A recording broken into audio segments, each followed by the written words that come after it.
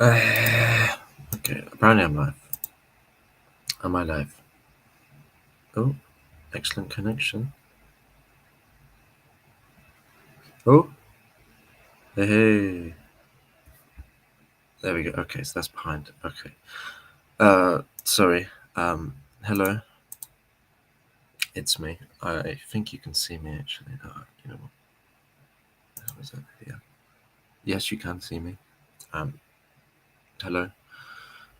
This is gonna be a really shit stream. This is my first ever. I just can't be bothered to record all this nonsense. It takes so long to do it. Here, I just do it in one take. It can be rubbish. Who cares? I don't have to edit it.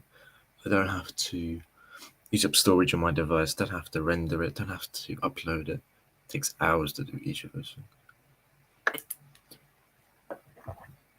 So I'm live streaming it, and this seemed quite professional. I finally managed to do it. It took actually only about 10 minutes.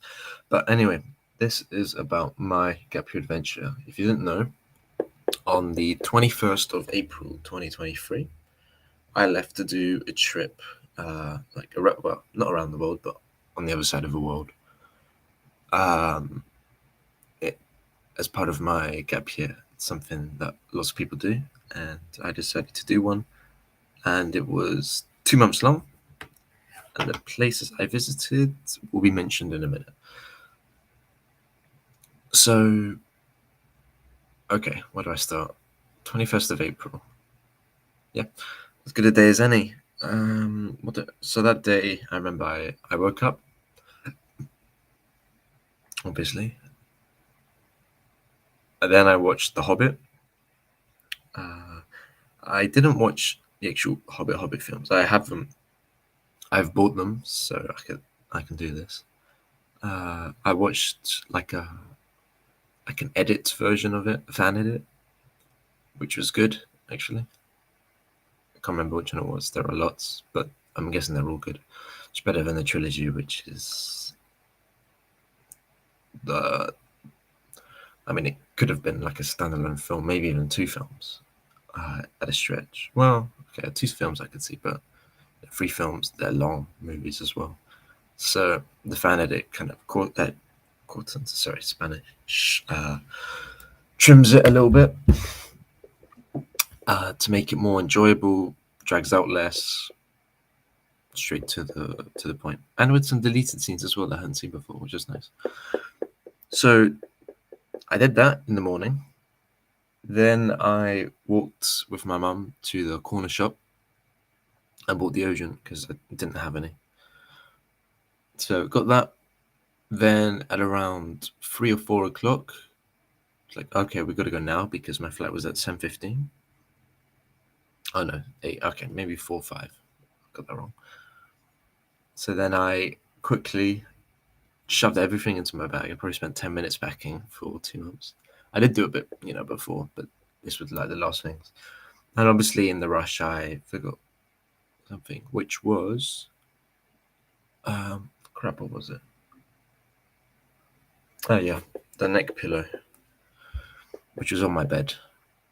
So it always happens. At least it was better than phone or passport. So yeah, that was good. Left, went to Heathrow Terminal 3, I think it was. Yeah. First time I went there. There is a photo, but I can't show you it. It's on my phone. But it's like my mum took it. So these are the photos that I've taken on my phone, by the way, on Google Photos. So this is how you can kind of see the link there. That doesn't matter. So got there, got to the check-in desk, asked if I could get a free upgrade or I could get an upgrade, and then the person said, "Not unless you pay." Oh well, so I didn't really ask for it again for the rest of the trip.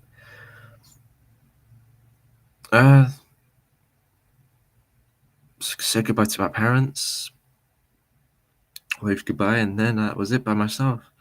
I remember that, and I felt like it's like the start of an adventure. Everything is, I'll be by myself now for 2 months. Everything was new. cool, exploring. So yeah, this was, I was feeling good at this point. So I remember walking around. So those, don't look at these because there's be spoilers for later. I'm walking around, got some. Well, I didn't get these. I just wanted to take a picture just to show how crazy inflation is. Especially this is inside an airport. So these used to cost £1. I thought £1 was a bit overpriced, but now they're £3.50 at the airport, which is ridiculous. So I just took a photo of that, just because I was horrified.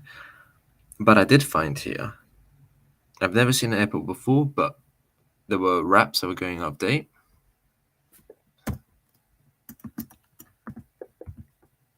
These two, they were 50p each.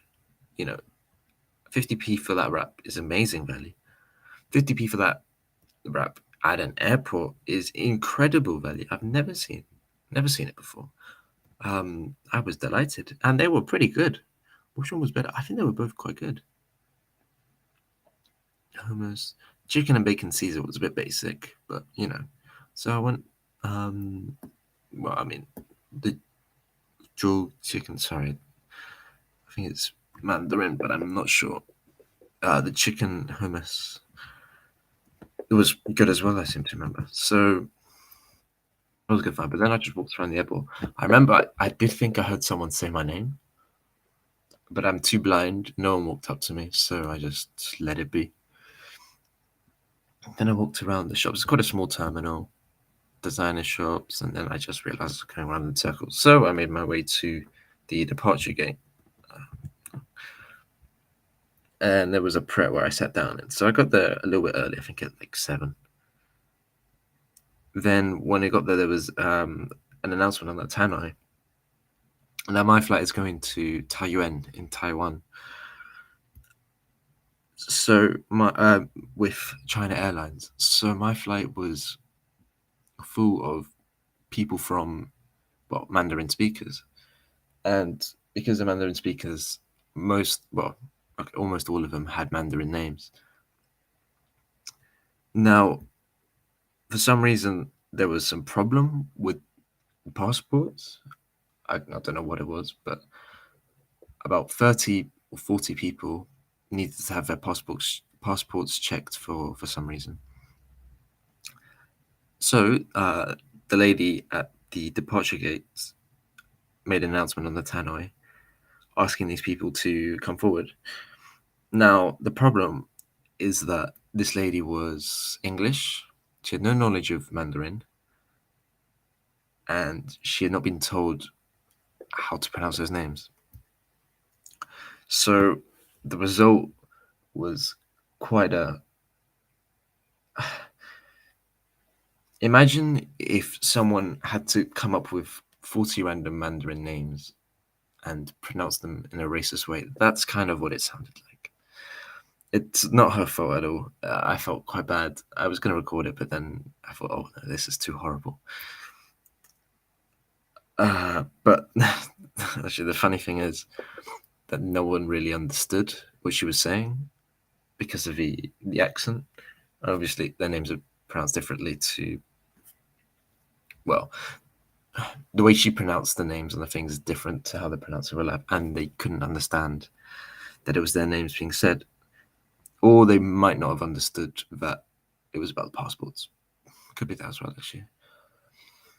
So we ended up waiting while she made the announcement 3 times. And then they just gave up because they weren't getting anywhere. Then when we were boarding, they went individually and then asked the name of the people and checked and said, oh, yeah, passport thing. So that delayed us by a bit. I'm guessing about, I can probably see here. So this is when I got onto the plane. At this point, it is 10:45. Okay, but I was one of the first on because I was at the back of the plane and they asked you to board first. So yeah, got on the plane, sat down at the time, which was the best flight experience I've ever had. First time with a screen on TV, which was amazing. A blanket, which was cool. A pillow, The seats reclined. Never had any of those before on a flight. My longest flight was to the Canaries before, from Canaries to Belfast. So, it makes sense. But still, it was amazing. For the price I paid for this flight, it makes sense. I won't mention it now until I tell you my destination, just so it makes a bit more sense. The great thing as well, the middle seat was empty. There was someone on the other side who we just kind of didn't bother each other. But the seat there was empty. I mean, the legroom was good anyway, but having even more was amazing. So then we took on a flight, and the flight to Taiwan is a 13-hour flight, something along those lines, which triples the length of my longest flight, which was cool. But honestly, I didn't feel it. What did I do on the flight? Well, I had lots of cha, which is tea in Chinese. In Mandarin, sorry. Might be in Cantonese as well, I'm not sure. Cha. I had my first airline meal. Schwitz. Okay.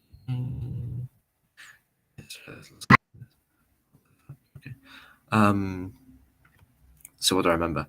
Inside here was... It's something to do with chicken. I just don't think it was very good. Yeah, it tasted a little bit off. I'm guessing it's microwaves, obviously. Yeah, the sauce was a bit creamy for me. I'm not a big fan of cheese and whatnot. Also some Walker's shortbread. I don't know if I gave it to her or not. I definitely remember thinking about it. But then I don't know what I did with it, if I chucked it or not. Maybe I did, actually. Oh, it's a bit sad. So, and the fruit was good. And then this, also pasta dish was very nice, actually. It wasn't bad. And the bread was okay as well. It did the job. Oh, that's amazing. The bottle you see there is actually from my work. It's Bionade, which is German kind of healthy lemonades. I don't know why I'm pointing there because the camera's there. So you see the one with the target. It's a German kind of healthy lemonade drink. And that's what, I lost that bottle immediately. Oh well, I went to the other side of the world. So I did that, but before, as you can probably see, there was a pretty nice sunset. That's the photo there. In terms of the plane as well, it was 333, and then it was 75 rows, I think it was. Yeah, 65.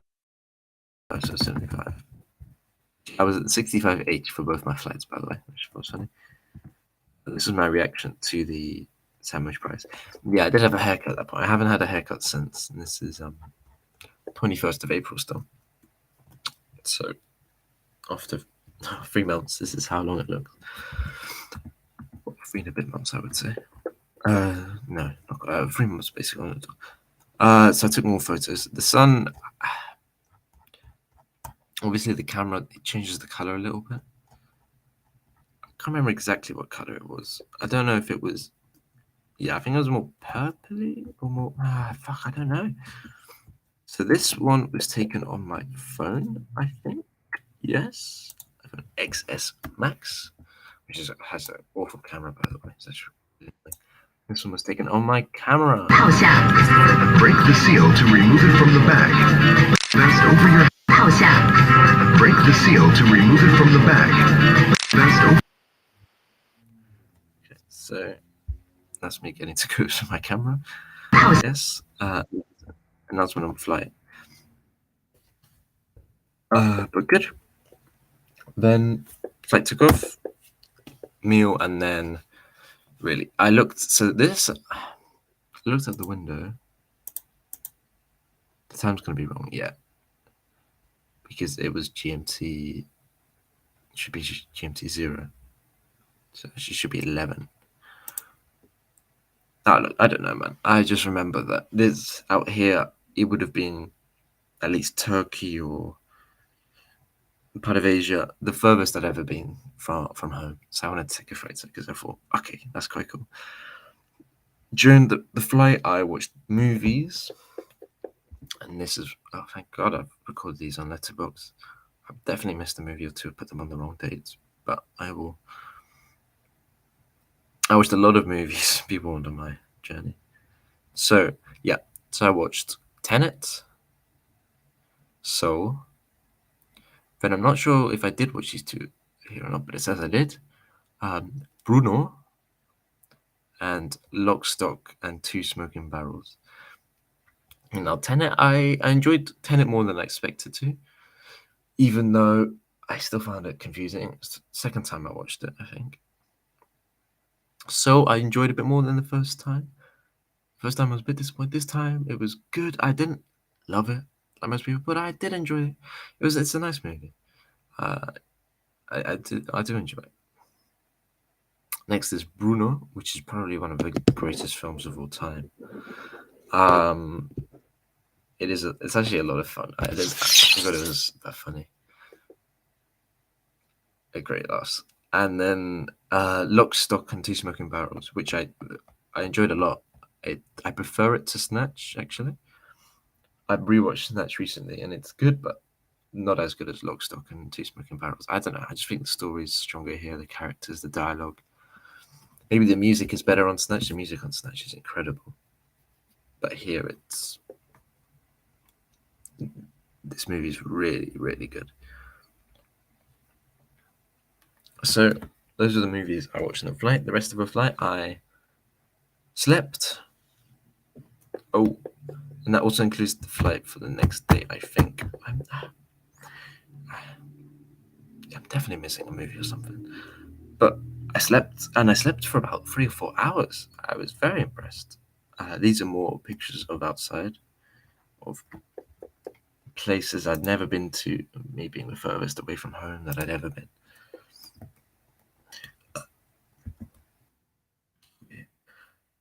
So slept, woke up, watching more movies, probably watching TV, and yeah, everything was good. Didn't feel tired. I just had a pleasant experience. Now this is one thing. These windows are super cool, by the way. You press, there's like a button on both on the bottom, and it kind of tints the window until it goes to black. It's really, really, really good. Blocks out the light. Much better than the shutters, I find. Never seen one before. Just wanted to mention. So this is the countryside in Taiwan. Not very remarkable, but I wanted to take a photo for the occasion. Yeah, I guess quite a few factories. Do you see around here? My dad did say that it's quite a industrial place, but that's probably I don't know. I don't know anything about Taiwan. I'm sorry, I was only there for a few hours. Yeah, I got this message when I landed, which was great. I just ignored it. I didn't even tell my dad. But then I landed, got out. My luggage was being sent to my next destination because it was done with the same flight, which was wonderful. And then I bought a train ticket. The train ticket I thought was a bit expensive. I think it cost me about £9 to go there and back. I didn't complain because it was probably the quickest and the best way to get in and out. And what was quite cool is the way that the metro system works. I'm guessing for tourists or sometimes they have these little coins that you put in. The annoying thing is that I think I got the coins mixed up. I don't know if it actually matters or not, but I was quite worried at one point. But at the end of the day, it was all good. Now, is this a red sakura? Okay. They do have Queen's mochi in Taiwan as well as Japan. I've gone to a couple of Korean stores, and in the Korean stores in the UK, they sell other products from Asia as well, because I think they still sell them in Korea, and they can import it for a good price, and people like it. But most of the mochi I found is made in Taiwan or is a Taiwanese product, it says on it, and the daifuku as well. But anyway, so got through security, did like a visa thing, answered a couple of questions, I think. Oh, actually, I don't. I think I did that on the visa thing. Handed some blah blah blah and got in really easily. One thing that was interesting was how strict they were in terms of products you brought in. They were mentioning it like 50 times on the flight that you'd be fined lots of money, blah blah blah. And to throw it away or declare it. So, but I didn't have any of those. So anyway, got my train tickets from two people working at a desk. Trains into Taipei City, and then my train ride into the city was really really nice actually. Even the walk to the train station, everything is in Mandarin with English underneath, which helped. This is a lifesaver actually. But no, it was the train ride, the hills filled with trees. I mean, I picked the worst bloody photo here. I mean, actually, it was a lot nicer in person. I remember the sun looked nicer as well. The trees, the hills are full of these green trees, and they're beautiful East Asian trees. You'll know the ones I mean. I'll show you some more later. But it was really really pretty. And there, as I was feeling, it really quite magical. And I'd be like, fuck, man, I'm in Asia. I'm in the other side of the world for the first time. This is, it's so weird, so different. Yeah, no, I was, pretty cool. And then arrived in Taipei City, found this. Kiss him right. It's a bit, yeah, maybe. That was my reaction to doing it. I didn't go. I know. I just assumed it was. Well, actually, I don't even know because the taxi normally would say taxi on it, so I'm really quite confused. You know what? I've not tried this. I'm going to put it on to Google Translate to see what it tells me because. Okay, detect language. Yeah, it's not Spanish. Stop pickup area. Yeah. Okay. Okay. So I'm guessing like short-term stay at an airport. That's what I think of it as. But it still might be a kiss and ride. Maybe it's bad translation from Google Translate. So yeah, that was interesting. And my first look at the thing is the languages are very different. Words mean different things. So, and things don't translate well. And this is one of them. And I did see it, not as much as I expected to, but this is one thing I did see. So, kiss and ride, blah blah blah, and then I leave the train, and then this is what I say. So this is the kind of thing that I was romanticizing with, before the trip. All this text, all in these neon colors, different colors. McDonald's as well. I'm not sure if this was the real one. I think it is, but it just looked a wee bit funny, the text and whatnot.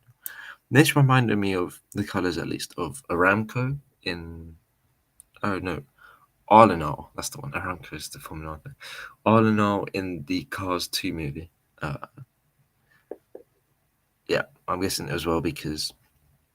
Now I think that character is the character for hito, which is person in Japanese. You have to correct me on that. So it kind of reminded me of course, Cars 2. They filmed. Well, they animated bits of Tokyo, Japan in it, so it kind of reminded me of that. Anyway, what else? Okay, well, no, it's just cool. This is wow. Yeah, wow. With these big crossings, with all these people, all these bikes, all these people, as you can see here, lots of masks still to this day. But no, then I walked over here, which is, I think this is the museum.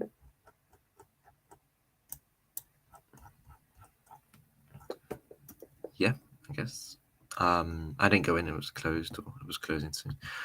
But now I want to talk about here. So here I went into, there's like a garden here. I went in, and it was nice. And then I went to this kind of, maybe some structure in the water. I could probably find you the exact name of it because I do have it saved. I planned to go there before and I just decided to walk there. So I was walking to it. I walked past it first, this thing in the water, and then I thought, you know what, fuck it. Let me go back and just look around. I have time. So I'm very sorry. Yeah. So this building is the National Taiwan Museum. So then I went to the 2/28 Peace Park, which is a park. So then I went to. So if you look at the 228 Peace Park, there's like a building that comes up when you on Google Maps if you were curious. So it was that building. I then. So I passed it, then I looked at it, and then I went back. While this was happening, there was an older guy who kind of was looking at me. Now as soon as he saw me turning towards it, back towards it, he started following me towards it. So I went on the bridge. There was this guy. He was there earlier. The word I'd describe him as is sketchy. Just the air about him. Just walking there with no real purpose. It was a bit strange. So I walked past him. Then I just walked there and looked around. Then this old guy, as mentioned earlier, came and sat down next to where I was standing. And then he started asking me questions. Where are you from? Blah, blah, blah. How long are you here? Where are you going next? Which I answered there. But it didn't feel like genuine about it. It just felt like he was asking things for the sakes of it. And he kept on insisting that I sat down next to him. Now, maybe I'm looking a bit into it, but I don't think I am. But I think that they were just trying to rob me or something. I know maybe I haven't described it well enough, but from what I remember, from what I still remember, it just didn't feel right at all. The guy, there was also another girl there, sitting on the other side of the structure, but the guy there, the guy as well behind, he was coming closer, and the guy kept on insisting that I sat down. You know, I thought I'm just having a look around. Then he kept on asking me questions, and it just felt very, very, very ingenuous and strange. And yeah, and I said I had to make a move because the longer, I mean, it felt like they were just stalling or something. So the longer I waited there, the worse it would. The worst things that could happen. You know, there was, if I left now, it would be the safest time to go, and I could go do other things. I mean, no sense, but I decided to go. So I said, sorry, man, I'm going to meet a friend. Take care. And then the girl like, oh, fine. And just kind of, I offered to shake his hand. He did it reluctantly. And then just walked off. So then I walked around the thing, and then the other young guy, he was still on the bridge. So I was just keeping an eye on him as I passed, but then did nothing.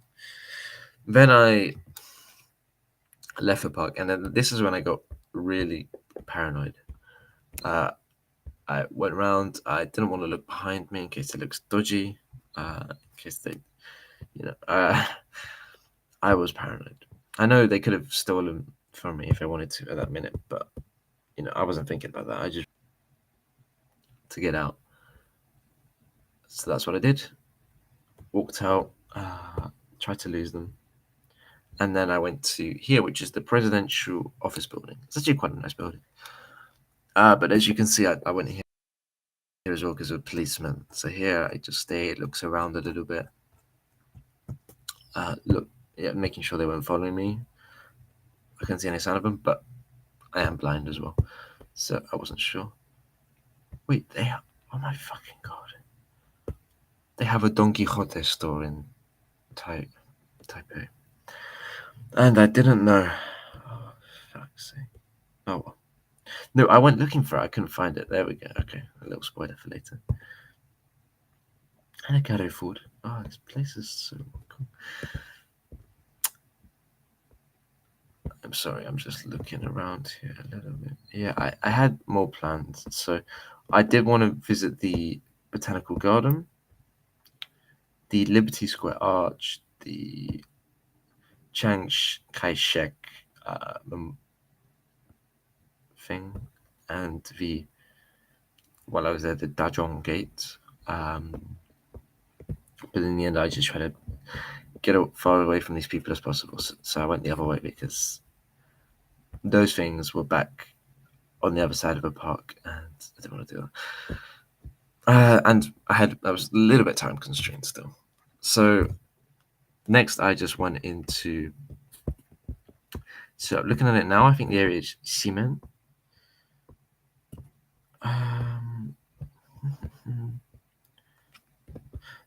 Okay, I think first I went to the Bopiliao historical block. I think here there's like is the Red House. That's it. It's not here. The names just come to me. The Red House. Yes, that's the first place I went to. Okay, which was very normal. Wait, the Red House that's strange. Okay. Okay, I'm a bit lost here. So I think the name of it was the Red House. And I also got to go to Longshan Temple, but I didn't. Honestly, I walked around, and actually, it was really, really quite cool, the area. With all the lights, the neon signs, the adverts, and I don't have a photo of it, annoyingly, because at this point I was still really paranoid. I mean, every time I saw someone cross the street, there I'd be looking at them, seeing if they were looking at me. I do stand out. I am about 6'3". I am, well, not from Taiwan. I was one of the only tourists I saw as well. So I did stand out, which is bad because I thought, okay, let me go hide. What the fuck? 15? Sorry, I'm just looking on Google Maps here. So there's a place called Godguo Taipei Ximen. Sorry for the pronunciation. It's 4.8 reviews, but 15,000 reviews. Oh, wow.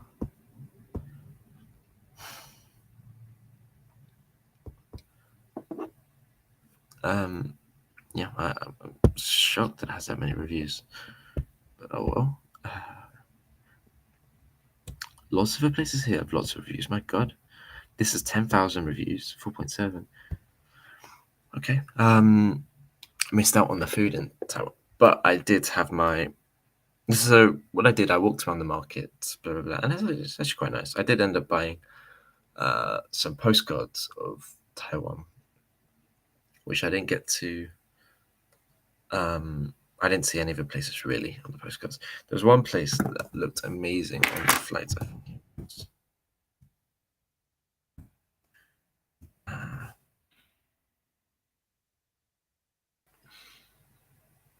Sri Lin.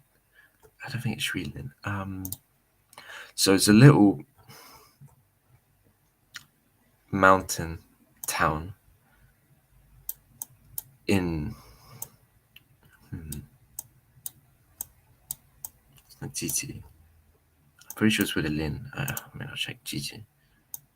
Yeah. And it looks amazing. It's out in the mountains, little town, little shops, with restaurants with Yilan. No, it's not Yilan. That's silly. I mean, but this place is. This is one of the places if I had to pick one place to go to, this would be up there with the places I most want to come back to. There's so much stuff to see here. beautiful, and I don't think it's that expensive. Yushan. Yeah, I'm sorry, we're wasting time here. Oh well.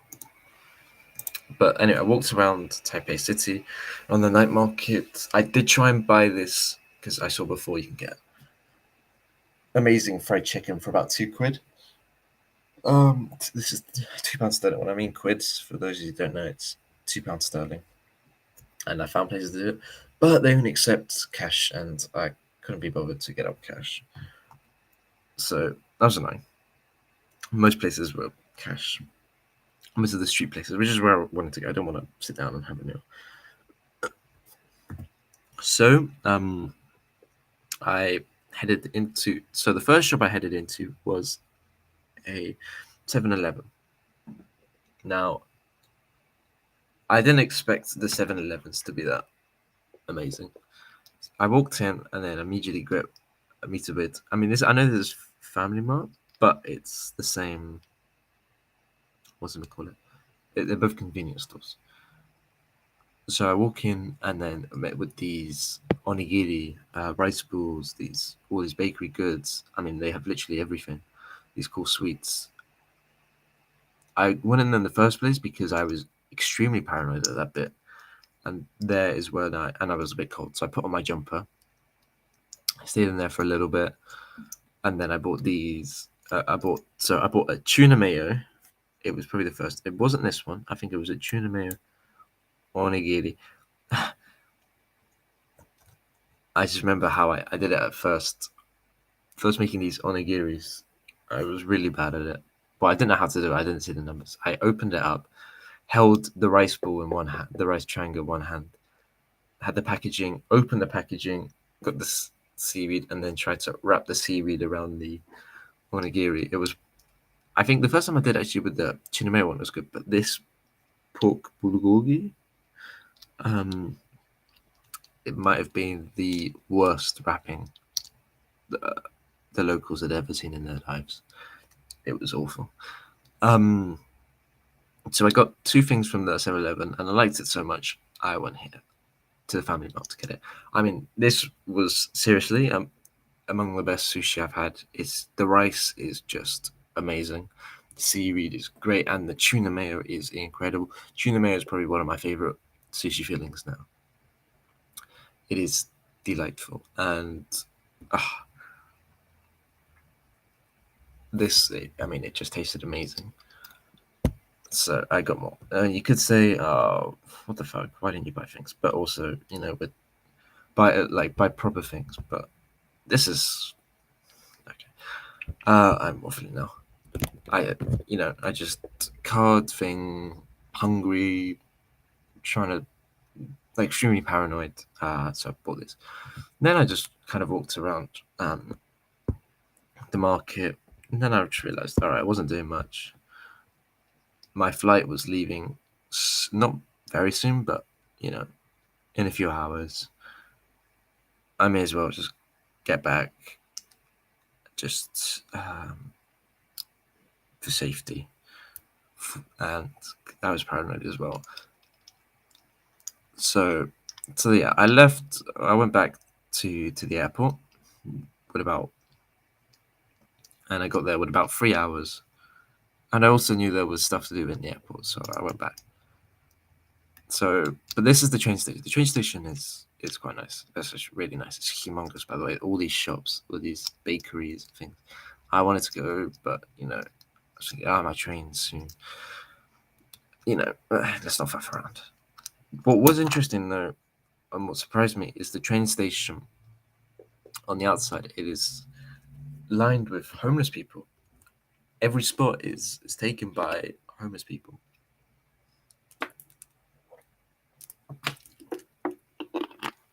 Maybe not surprising for some of you, but I found that interesting. And it makes sense. I mean, this is a big train station. It's in Taipei. This is where they would all go to. All the people go to, so where the most foot traffic is, where they're most likely to get the most money. But it's quite a saturated market, I felt. but maybe there's other reasons. This is my stamp on my passport. Yeah, so my first stamp. Oh, well, not my first ever, because the UK has left the EU as of when I'm speaking. We'll see in the future, but it was my first stamp from outside of Asia, I guess. So I sat down. If you see the green bit here, a bit to the left of it. What I mean, yeah, left. That way, I'm not mirrored, I don't think, so that makes sense. I sat down and had those things, and it was actually quite nice. I wasn't paranoid at that point anymore. I felt like I was, well, maybe a little bit, but is it the Red House? Here's the Red House. Okay, I went to the Red House and walked around there in the Ximending night market. Yeah, I kept on walking around there and looking at the shops. Anyway, so went back to the airport. The airport itself was nice. So this is the place I'm talking about. Really, really pretty. I think this is it. There might be an even, but you've got the sea there. This is in the mountains. You've got the mountains on the side. You've got these like little restaurants, the tight alleys. Oh, and that's the stuff that made me so want to go to East Asia in the first place. These kind of ideas are romanticized with. Now I've also had some of these sweets. The gummies were decent, actually. Not amazing, but not too bad. How do I describe them? Well, it's pretty much what you expect. Chocolate on the outside. The chocolate maybe it's just a darker chocolate, which isn't bad, but it's not like incredible chocolate. And then the gummies on the inside are nice. Not like they're like jelly, but they're a bit kind of harder, but not chewier. They're still nice though. These two I haven't had yet. Let me just check the dates on these. 1912. Okay, yeah, so fine. I'll have them when I come back. I think I had this one actually because I had peanuts in it, and I did some exercise. I really just got some random things. I think this one would be cool.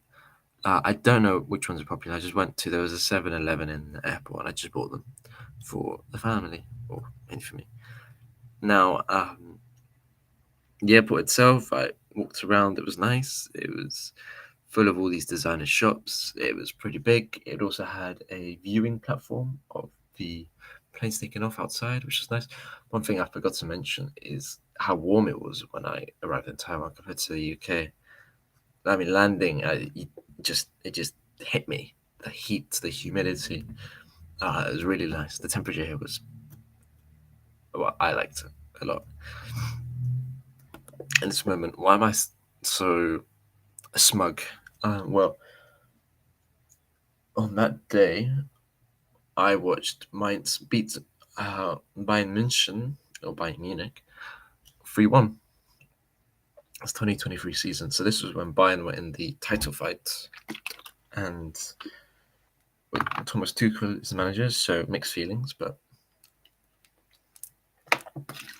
actually, I was happy we won. Actually, I was one because my friends would always mock me if Mainz lost against Bayern. Now everyone shut up about Mainz being a small club. Fuck, sorry, man. Wow. One, it was fun to watch. As well, another reason it was fun to watch. Another reason we were fighting for Europe at that point, and it was results like that are huge, and the rest of the fixtures looked winnable. What a mistake that was. So here I was feeling it was good, and people were messaging me as well. Well, okay, maybe one or two people, but that felt great. But then I got into my next flight. I won't reveal the destination yet, but same airlines. So I arrived at the airport, I think, about 3 hours, 2.5 hours early. I finished the match, because the plane was a little delayed, I seem to remember. And yeah, so this was, I thought So I'm pretty sure there were lights outside, but the only lights I could take a photo of are the lights from inside the plane. I don't know if no, those aren't lights from down below. Okay, there's a really shit photo. This is more of the same. I think this one's a little bit better, but I think that red thing is there. I mean that is just you can't see a fucking thing there. This flight, so I was next to two people, two very nice people. They gave me a pen as well when I had to fill out the visa thing or the form.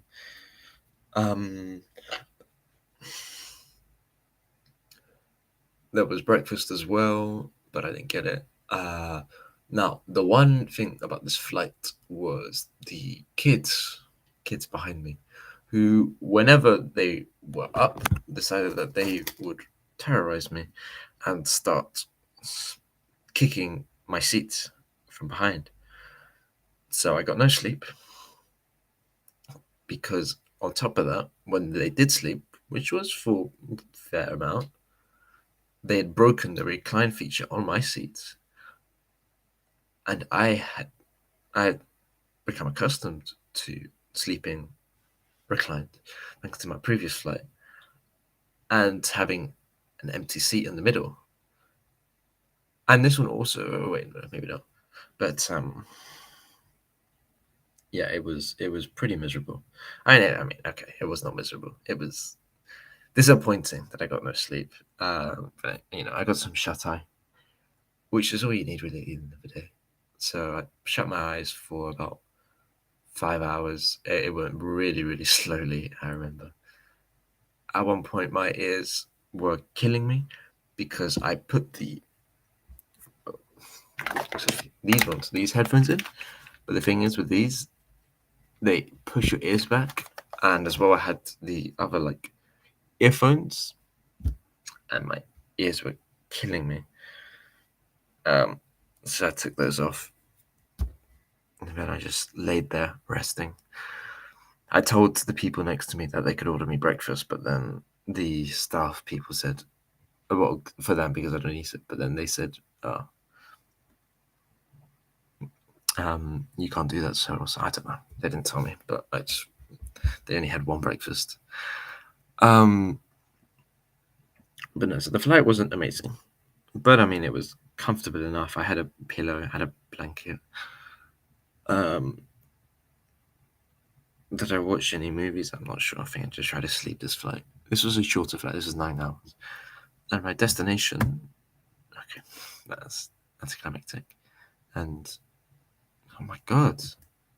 Okay, what am I even taking a photo of now? There's nothing on that screen.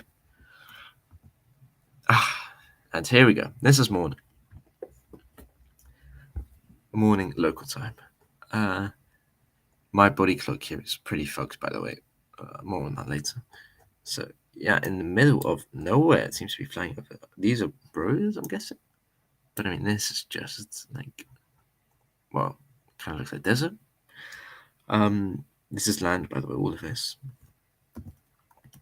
Oh, that's my reaction from the sleep. Yeah, I was not happy. So yeah, ideas. Well, if not, then this should give you a clue. I'm guessing from the kangaroos and from no. Okay, well, welcome to Sydney, Australia. This here, I don't know what it was. I think it was in the north. More on that later. But I went to Sydney. So after a 9-hour flight from Taiyuan, I arrived in Sydney, Australia. Got in, landed, did the visa thing, which was fine. Picked up my bag from security. Just in case you were wondering about my luggage. Well, you might have seen my backpack there, but it's in my other luggage, my 2 months trip, English, was this. And that was it. And yeah, 2 months. So if you ever complain about not being able to take in checked in luggage for a weekend trip away, Just shut up, boy. I got around actually perfectly fine. So yeah, I did have problems. Okay, later we speak later about those things. So arrived in Sydney. So the first thing that struck me about Sydney was the airport. Now, it was the reverse of Taiyuan Airport. In over there, it's Mandarin and then English. Here, it's English and then Mandarin underneath it, which I was surprised about. I didn't expect it, maybe because I didn't know anything about the Chinese influence slash tourists on Australia, and this was like the first sign of it. But arrived in Sydney, then got on the train, the underground, maybe I don't know the name of it, and went to. Now I want to find the exact location. Oh, it's been a while since I've looked at Sydney on the map. Good memories, actually. Good memories. At Museum, yes, I remember it. Museum train station or tube station. Train journey was quite nice. I seem to remember. The museum tube station itself is actually really quite cool. It's very English in a way, which obviously due to Australia being an English colony, a British colony for a long time. But no, it got on the train. The annoying thing is they didn't tell me how much it was going to cost me. It cost me about 12 quid for 10 quid for, how long was it? 20-minute train journey, which was, thanks for mentioning it. But hey, it was still a nice journey. Got into museum, then I went to my where I was staying. Now, the place I was staying, I'm not going to mention the name. It's kind of, I describe it as a high-end hostel. Now, what do I mean by that? It's for people who aren't, traveling. It's more for people who want a relatively cheap place to stay, but have a bit more money and don't want to be a bit more, well, type of people who don't want to be in a hostel, basically, but want somewhere cheap. And this is the kind of thing they come up with. So here I was paying about 35 quid a night, which is quite a lot of money, What the hell? Yes. Okay. Oh my god, that's really badly rated.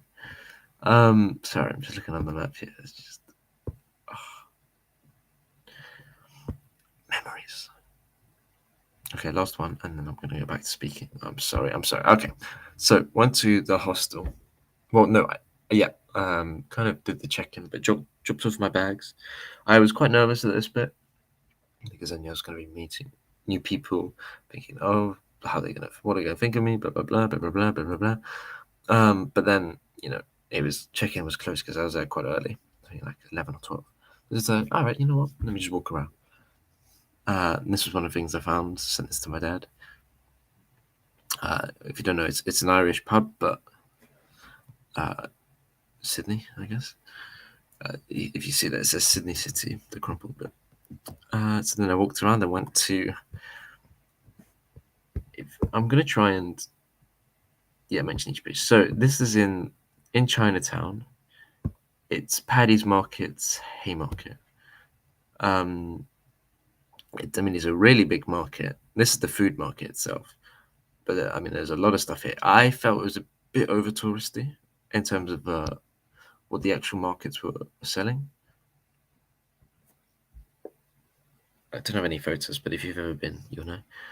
But sorry, I thought this was quite cool. The watermelons, they were huge and they were like kind of square. So I took a photo of that. And then walked around the market and went upstairs for some lunch. I don't know where I went for lunch. I just remember going to a place which had fairly cheap food, which was this. and got something that cost £5. It was fine. £5. I was delighted to be spending £5 on a meal. I mean, that's next to nothing, eh? Spoiler, sorry. Especially in Sydney, which I thought would be like £10, like London prices. I mean, there was basically nothing in there, but it was enough to fill me up. Then I walked around. So here I walked north of Market City. Oh, it's Market City / Paddy's Market, Haymarket. I walked north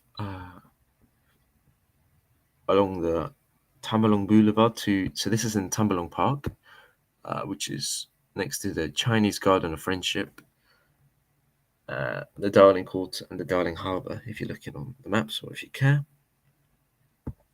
So Tambalong Park, and then I just find this. So this was kind of, they're having an event for a Buddhist temple in, I think it was Wollongong, which is nearby. Wollongong, sorry. I might be able to find it. Come on. Wollongong, okay. No. So,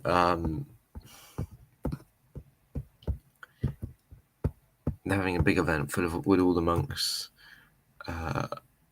This, by the way, is the Darling Quarter, if you don't know. So this is the Sydney Sky Tower. This is this. I'll mention a bit later, actually. But they had like little food stalls here. I wanted to get a bun. There was a place called like Cinnabon, and there they were selling them for like £3. I thought, bloody hell, no, I'm not getting that. And that's from a shop. And then here they were selling it for the same price. I asked how much, and the lady said, and I just walked off. She looked pretty pissed. But I mean, come on, I'm not made of money, especially at the moment. Yeah, definitely not. But they're neither. But here they were just walking around, people shaking their hands, greeting them. Yep.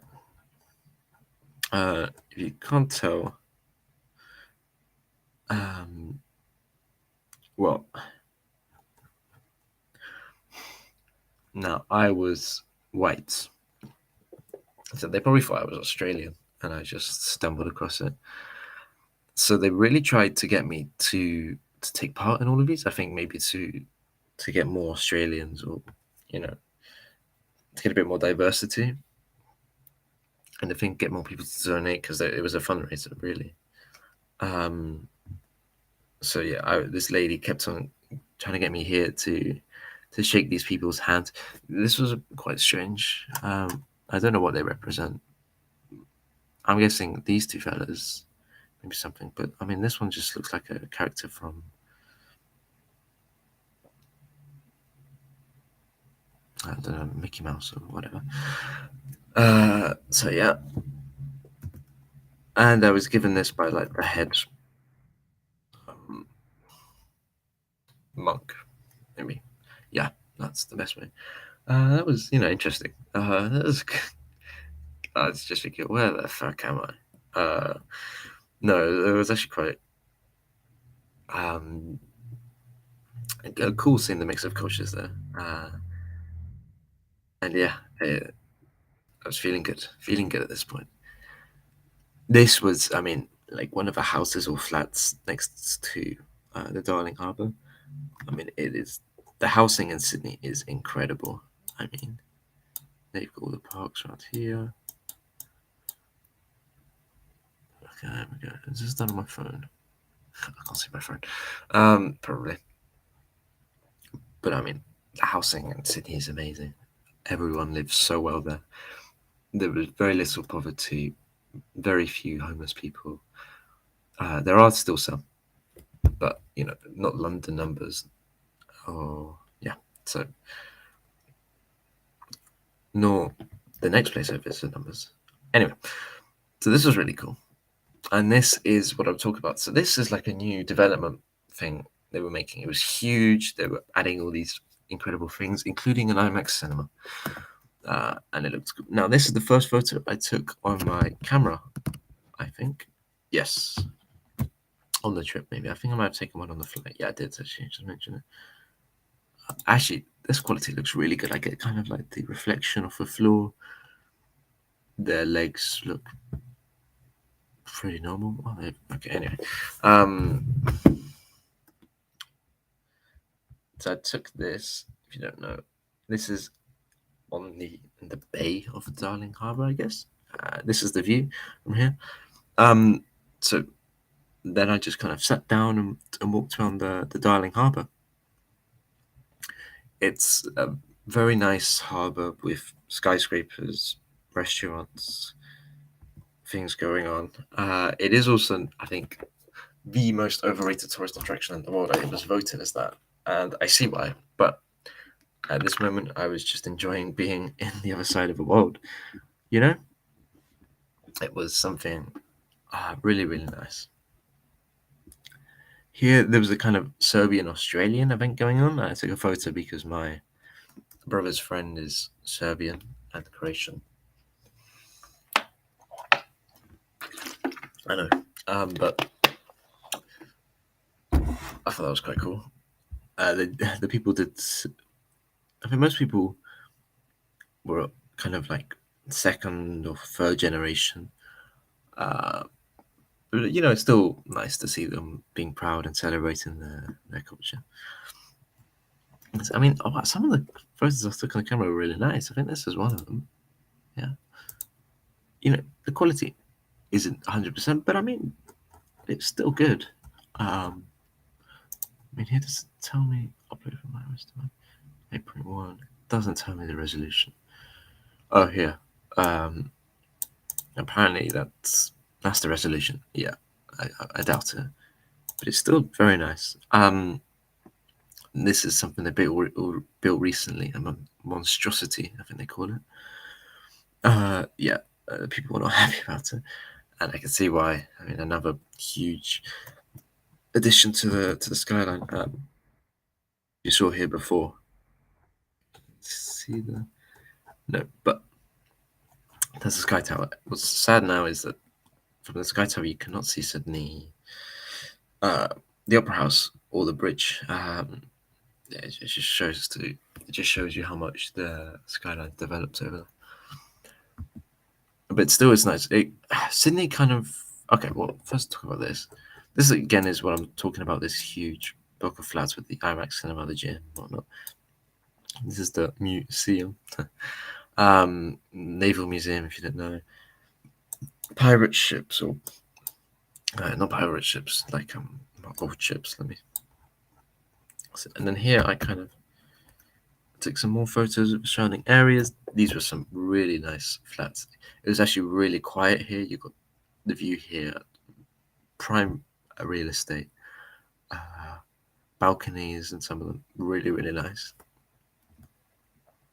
Let's take some photos. Right, this is a great photo actually. I love the colors on this one. So this is of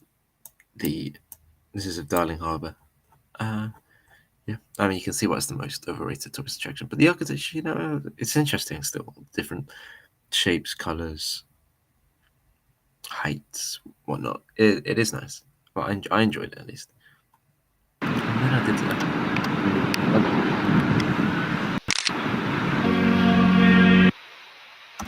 what the fuck?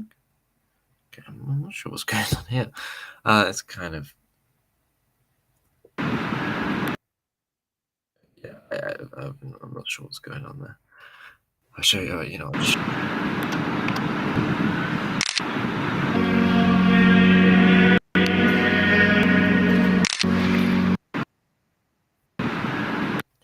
Yeah, it's kind of the timeline is a bit fucked. Anyway, yeah, okay. I didn't just teleport from Darling Harbour to a church. So this is Darling Harbour still. This is like the quieter bit. Still lovely houses, boats, whatnot. So yeah, I did do a vlog here, but I must not have saved. I didn't upload onto my phone, thank God, because that would have been 20 gigabytes. Okay, not that much, but still. So I did that. I guess. What am I saying? Water, please.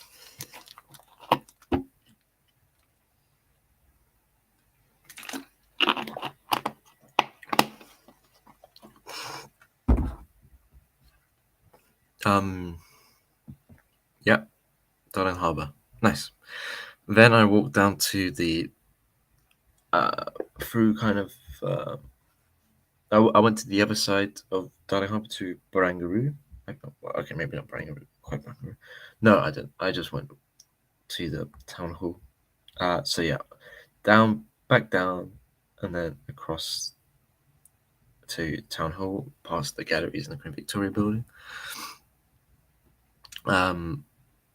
You know, I mean everything's still nice. Bollocks. Okay, well you see where I stayed now. That was the Wi-Fi password. I am okay. You know what? I'm sure they would have changed it by this point, and if not, please do. But that. Oh, that was good. That was smooth. This is the view from the other side, which was I just thought it was funky as hell. The other side, what about view of the other side from my room. So here I tried to speak to someone. At this point, like 3 or 4 o'clock. I said hi, and the person aired me, which kind of set a tone. I waited a bit longer to see if anyone else would come and speak to them. I think maybe someone else did. I said hi. That was it. Yeah, I just felt very unwanted slash unwanted. I think is the best word for it. Shook my confidence to bits because I was really very nervous, and then people airing slash not speaking to me much. And it was the time which they said hi. Hi. Like they didn't want to speak to me. Just they were saying it because I said it. So yeah, then I just. This was my bed, by the way, and this is my other bag that I was speaking about. If you didn't realize, it's quite nice. I had a curtain as well. Big bed, bigger than my one here. Then I went out to Hyde Park, not London Hyde Park, but Sydney Hyde Park. And then I went to the cathedral. So yeah, I kind of got those two mixed up. So they were singing, but one of the people came up to me and said, "Stop filming." Fair enough. I didn't know at the time. I thought I recorded it for family, but no, that was fine. This is the view from the church from the outside. Quality is not the best. Okay, so I wanted to compare this. So this is on my phone, I think. Oh no, it's on my camera. See, you see, sometimes it doesn't take great photos, but that's a lot better. So much more definitive there, you know. That's 2 seconds, so maybe it focused better. So it's quite a nice church. I think this is the Anglican church because it's called St James, if I remember, or St Mary's there. I'm not quite sure. Went in, watched the service, sat down, told to stop filming, left.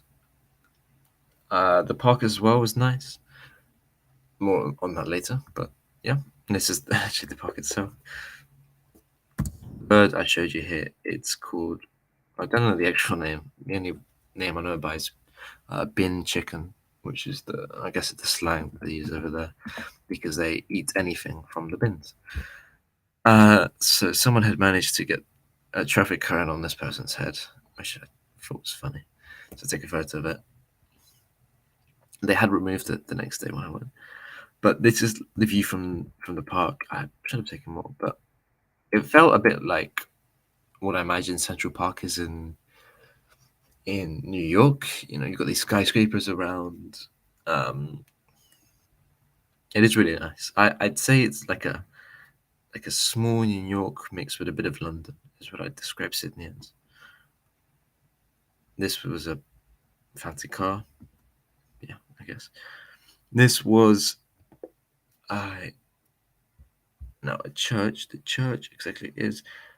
I think it's St. Peter's, if I remember. My dad told me to come here because Catholic family. St. Patrick's. Here we go. Patrick, come on, man. St. Patrick. That's silly of me. Completely empty. But yeah, I went there. So I walked around the Sydney there at night. Enjoyed it, Didn't even see anything, I think. Just walked around. Then went back down via the Lang Park and the St. Patrick's Catholic Church. What's amazing at Sydney is how, safe I felt. I don't think I've ever felt so, safe and secure and not having to give a shit about having my phone out in a place ever. It felt amazing. I was just there walking around at night, which was really fun. The only thing is sunset there at like 5:30, 5:40, so it sets early. But I really enjoyed my time at night. I didn't do anything really, just walked around, but that's all I really needed. Just taking it in. It was nice. I enjoyed it. So I went to St. Paddy's and then went back to the Darling Harbour, where I met these specimens doing the TikTok dances. Which I would make fun of them, I guess. And then I went back to my hostel. And then at this point it was raining, so it was really, really nice and pretty. I mean, you think, what is this photo? But I mean, it's really to capture the rain, I remember. And yeah, it's nice. So then I go back into my bed. This is around, I'm trying to stay awake as long as possible to defeat the jet lag. This is about at 9 or 10. The time here is going to be fucked because this is 8:13. Actually, you know what? That might be bang on. I think I might have changed it. Okay, that'd be great, actually. Oh, it's on my phone. Yes, this is 8:13. So yeah, that's at 8:15. Got back into my bed and then just thought to stay awake for an hour. And it worked. Now, the next day, judging by this, I am in the Queen Victoria building, which is a very fancy place where I bought nothing. I just looked around and looked at expensive things. So in terms of price, I'd say this is Australian dollars, by the way, not US dollars, but I mean, it's still ridiculous. 6 for 25 quid. For English people, I'd say that's about 6 for 14, 15 quid, 14 maybe, closer. Yeah, actually, it'd be close. Which is, oh, wait, no, if I remember, okay, so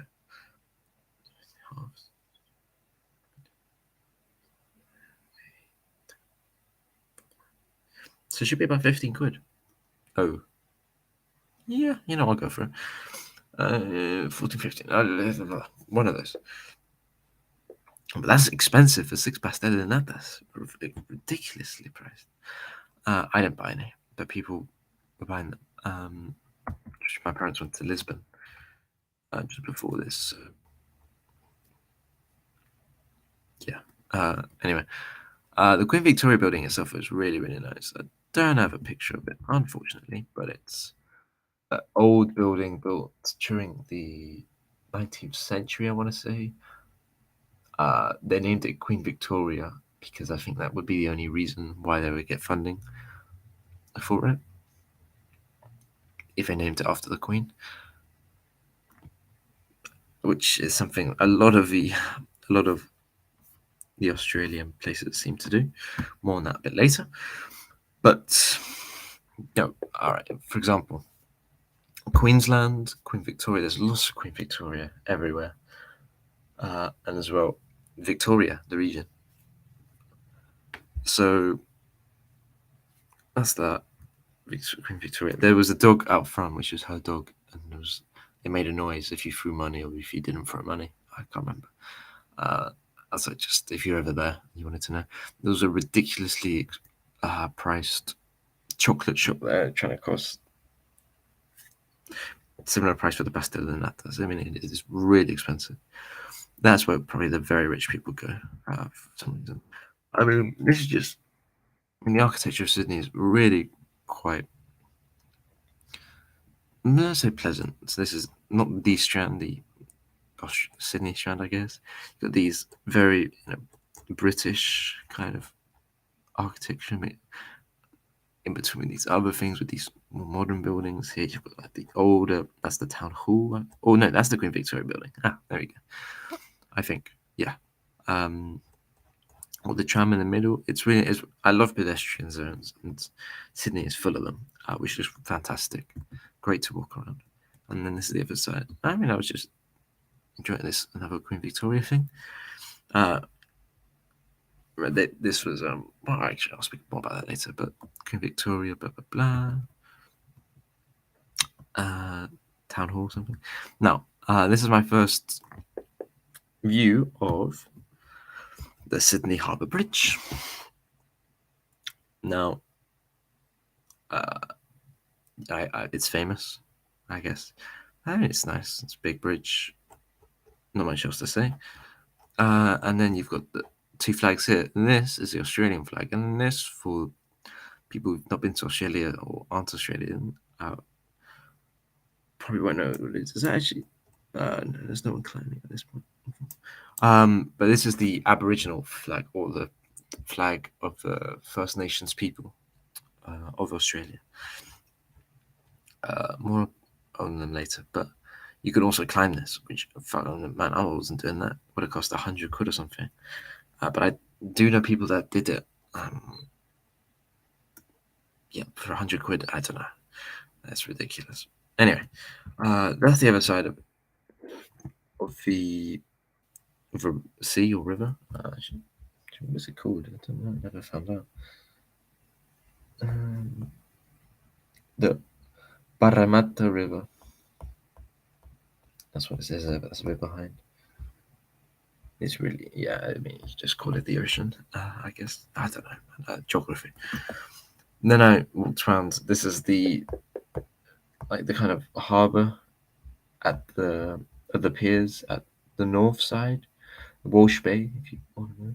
I didn't go to the Barangaroo Reserve. It's quite weird, actually. I would have gone there. Oh, okay. No, I didn't properly.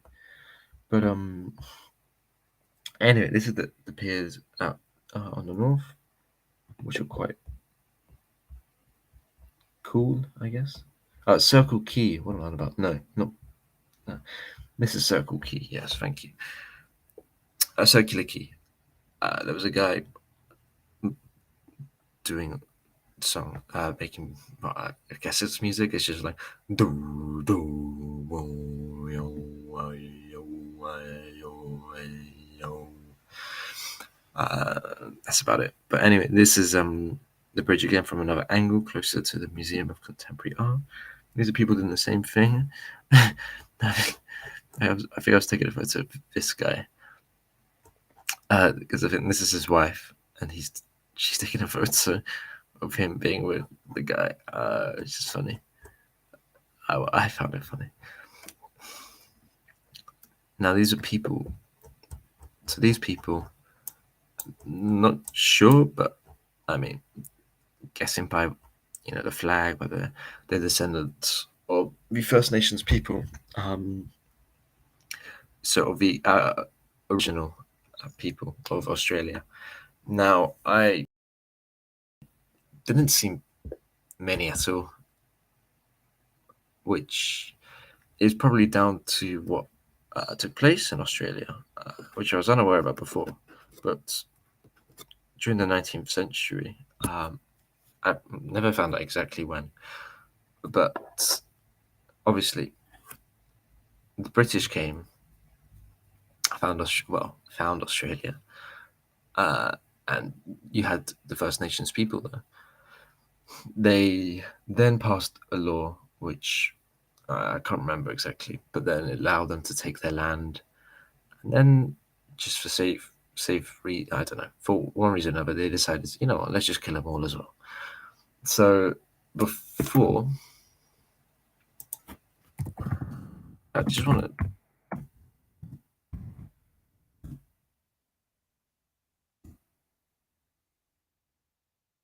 Okay.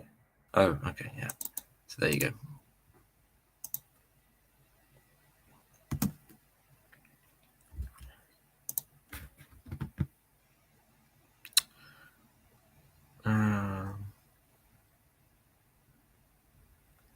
Okay, well,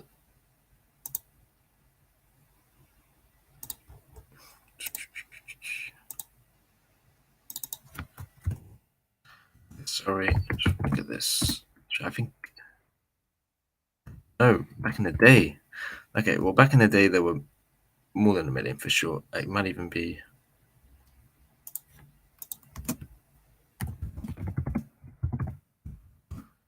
I'm sorry, I just really want to know this.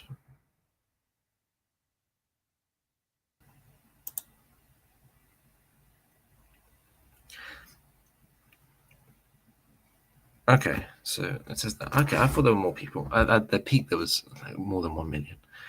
But as you can see, they just massacred them.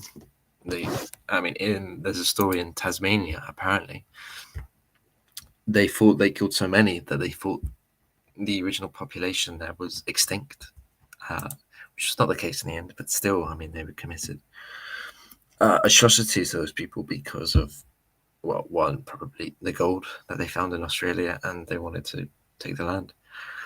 So there's a much smaller population of Aboriginal people left. Like you saw, they're 3.8% of the total population. But yeah, I mean, it was quite. I knew nothing about this before I came, so finding out about it, yeah, I mean, it is, sad for our history. Basically, anywhere you go, there will be massacres of of populations just like this one.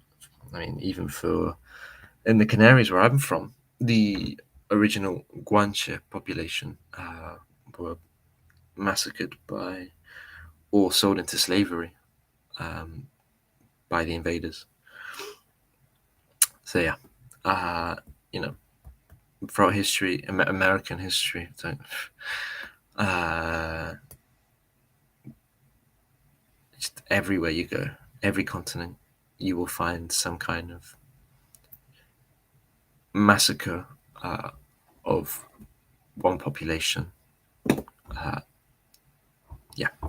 Anyway, yeah, I mean, just something I wanted to mention, just for you to be aware of as well, if you're interested. Back into more less sad things. Then I went to so this is just outside the Royal Botanic Garden, and the architecture is just, it's just nice, and then yeah, this is Jay Shetty. My mum was a big fan, and I was looking at performances at the Opera House, and he was there. But then tickets would cost, but it was going to cost me like 100 quid or something. So I thought, oh, fuck off, I'm not doing that crap. So here is the pond and the lotus pond in the Royal Botanic Garden. This is a funkiest tree I found. Yeah, it's just like quite cool, as you can see, I guess. This is kind of the harbour area. This is a Farm Cove if you're looking on the map. This is the other side of the river, sea, ocean thing, whatever you call it. Over here, this is called Mrs. Magubaba's chair. I forgot her name. Mrs. Macquarie. Mrs. Macquarie. Something like that. I'm sorry. Chair, which gives a view of the harbour. Oh, that was Google view for a second. I tried to. Anyway. Hello. There we go. This is a naval ship. Yeah, this was. So I touched. Well,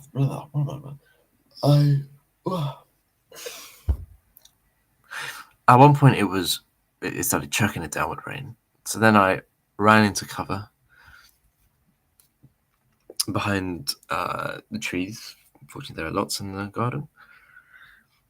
And then I waited for it to stop. And then at one point I heard something rustling in the bushes, and I looked down, and it was this little fella, a lizard, I'm guessing. yeah, which I thought was quite cool. And then I remember it rustled again, and I almost shot myself. It did teach me that. I mean, I make fun of people for doing this, but I did it myself. Don't first be safe and then take a photo. Don't be a stupid foreign tourist who wants to just take a photo. If it was a snake and it was venomous and it attacked me, yeah, that would have been a very stupid way to end the trip or to end my life. So yeah, I learned from that though. So this is it in another angle after it moved a bit. But do we get it? Ooh. Aha, ta-da! The Sydney Opera House. Yeah, that's it. More than that in a couple minutes, but I'm gonna try and show you spoilers. So, okay, the photos here are great. I know I can't really show you. A lot of these have shown on there, but just want to show you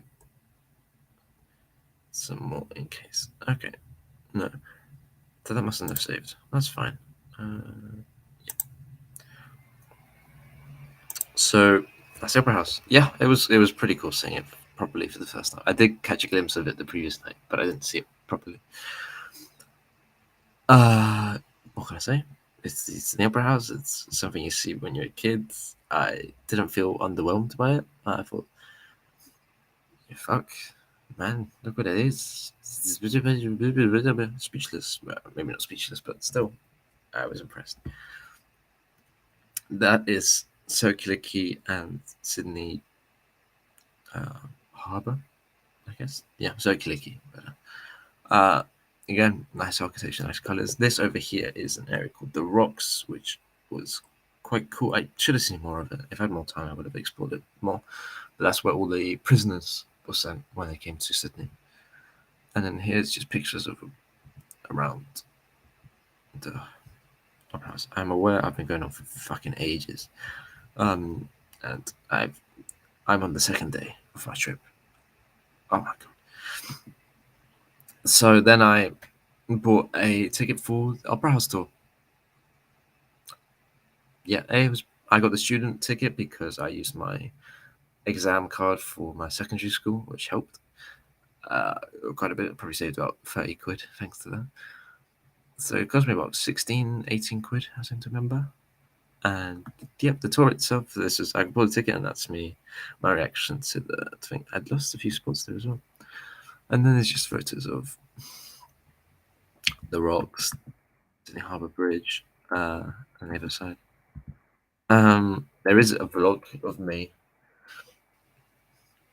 talking here and in Darling Harbour, but I will leave that for another video because this would just go forever, and I can't be asked to sit here and listen to myself speak. Next. Then the tour, these are the headphones they gave me. The tour itself was fine, nothing that impressive. But the lady was nice-ish. Yeah. Interesting to hear about the history of it. The architect, Jorn Rutzer. Oh, fuck. Rutz. Utzon.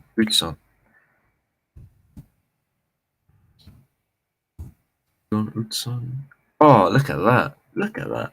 Danish guy. They did a competition, and then I still on that one. It took ages to build. It was lots of problems, but they managed to do it. And yeah, and he saw it become a UNESCO World Heritage Site in 2007 before he died, and now his son helps.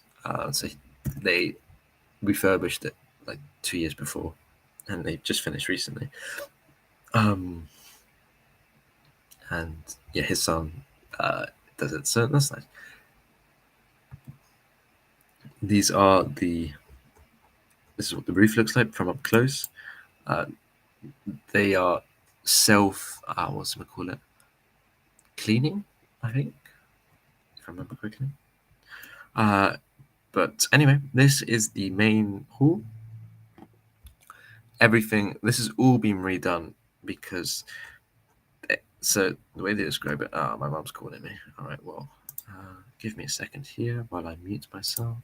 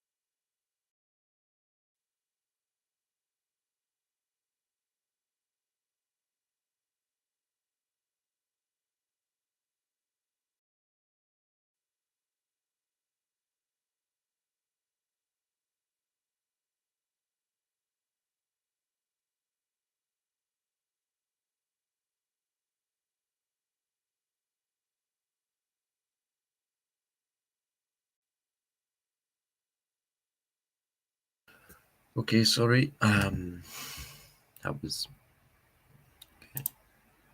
Trying to see live. Okay. So I'm back now. The call's finished. Blah blah blah. Sorry for wasting your time. Anyway, so the opera house had really shit acoustics apparently, even though it's the most famous opera house, well, one of at least in the world. And so they redid it 2 years, and it looks all these different things which are meant to help apparently, and people said it's good. Well, according to them, they would say that. But this is the main hall. Yeah, good. And then more photos of the opera house, and then this was a love this guy. So yeah, next more photos of everything, and then shout outs to Tom who gave me this idea. I took a ferry from Circular Quay to Manly. As you can see, it was a gorgeous day this day. It was a great day to do this. Yeah, so I didn't go in the water. I don't think many people did. Some people with wetsuits did, but it's not my. See, I think this is taken on my camera. Yeah, so some photos are really, when it has nothing to focus on, it's really not amazing. Sometimes really good though. Good to know for next time. This is Manly Beach, a very big beach actually. Surprised by length. This is only like halfway through. And then I just went on like a little walk around the area. There's Ben and Jerry's ice cream place. I'm not in the water here. I'm walking past it. That's the length of the bridge. Yeah, that's where I am. And then the houses here I felt it gave me kind of like California feelings, type of beach houses by there with the super rich people. And then I just continued walking around. Here, next stop is Mexico. I calculated it, which I thought was quite cool. Just ocean and ocean and ocean for hours and hours and hours and kilometers, hundreds of thousands even maybe. And then I just walked around the place, saw this cool ass bird. And this is Manly Beach, or is this? Yeah. Oh, I have no clue, man. Actually, think this is another area. Apparently, there were no penguins. It was very disappointing. And then this is Manly itself. kind of felt a bit like a Miami, I'd say. These kind of beach shops, palm trees. Maybe the weather's not great. But then I walked around, and it was quite nice, just the nice houses and whatnot. And then I took a ferry back to the main bit, which is nice. So I planned this so it would be for sunset. As you could see, the sky, when available, would have been amazing, but it is covered in clouds, which was miserable. But anyway, I thought I had a nice journey back. FaceTime my dad, which I don't have a photo. Um, but still, it was nice. And then I went and decided, fuck it. You're only in Sydney, well, maybe not once, but it's once. Most people don't get to go to that. I'm here, fuck it. Let me buy a ticket and watch a performance here. So I went and watched Don Quixote via the Student Rush thing. Student Rush is when they're just selling tickets for students. I mean, most tickets would have cost about 100 quid, I think, for this. I spent about 25. So yeah, I saved a lot of money compared to most people. Here's the photo of my dad. Yeah, let's hope this isn't showing. Yeah, that was fun. I showed him there.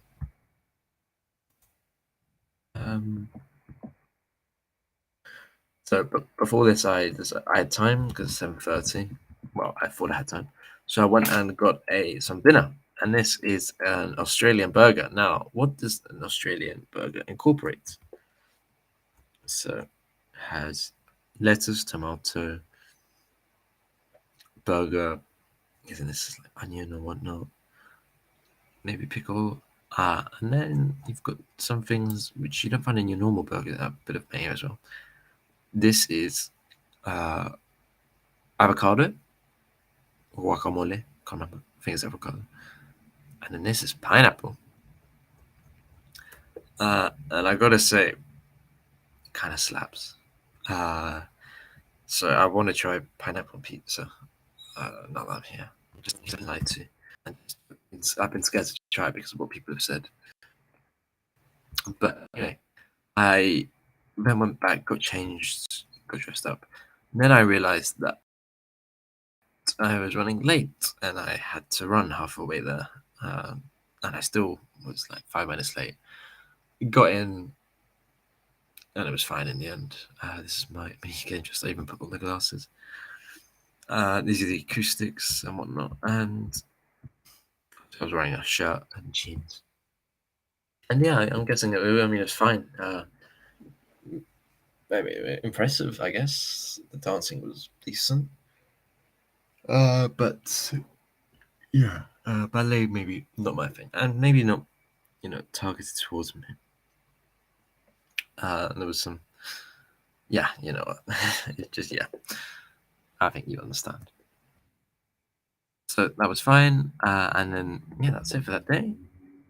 I'll more about these photos later. Just want to see if there's anything on here that I missed out.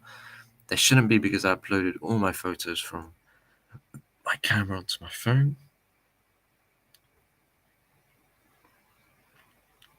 Okay, I don't think I had this one. This is really nice. This one neither. Okay, spoilers.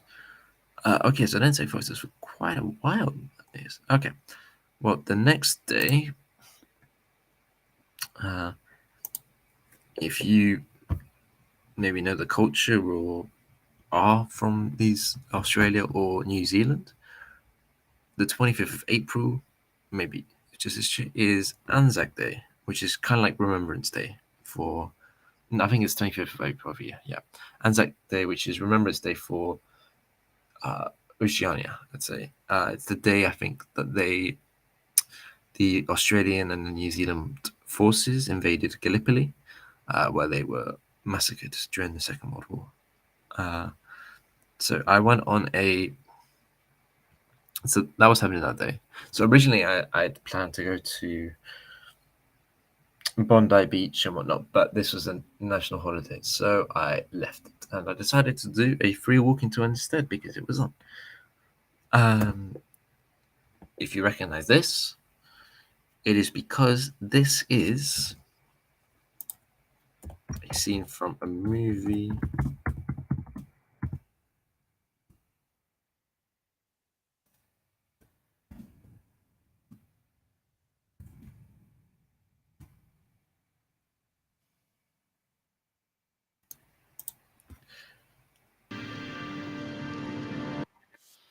Uh, okay, so this is quite cool.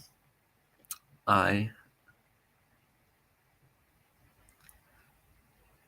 walk these streets. I mean, you might even recognize some of these from my photos. They filmed a lot of The Matrix in Sydney, which I did not know. Actually, I should rewatch it just in case I recognize some places. But the scene in particular, which is quite famous, this one here. Yeah, okay, I do remember this. It's all the same. So that's the waterfall there, and that is the girl or the woman in the red dress. The water's not flowing, but it is the same place. Yeah, that's it. So that was quite cool. When the tour guide pointed out to me, I thought, "Oh no way!" Oh, okay, maybe not that intense before, but it was cool, especially because I didn't expect it. So then I just kind of got a bit crazy and took some photos of the area. And other tours found out about it as well, I guess. So I went on a walking tour just fine. The guy was nice, tried speaking to me. I was hella boring, and I hadn't spoken to people in days because people in the hostel I just gave up with that. People there. So, okay, the reason why the hostel didn't really work out is because the people there were mostly, I think they were Korean. I'm pretty sure they were Korean. Most, if not all of them. So they had their own group. They sat in the social spaces. They spoke to each other in Korean. They made food there. Yeah, I went over, and then I was just kind of ignored. So I just got some water, and then I just left. I did try, but then my confidence thought, no, fuck it, man, I'm not doing this shit. So instead, I tried to meet people through free walking tours. Here in this walking tour, there were two Spanish girls that I should have spoken to, but I was still recovering from my lack of confidence, and I just didn't have the bollocks to do it. So I ended up blabbering with the. Well, I feel sorry for the tour guide had to listen to me for just waffle for so long. And then we walked around the streets. These are some cool things that are here. Yeah, that is what it is. But it's also a symbol of. It's a religious symbol as well. It's not. Sydney is not the residence of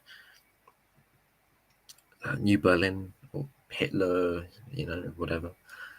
Like some people would make you believe. Would want to make you believe. Anyway, we did the tour around all of Sydney. It was about 3 hours walking, and it was fine. Learned a bit about history, First Nations people we spoke about, and yeah, it ended up not here, but this is one bit we stayed at. Oops.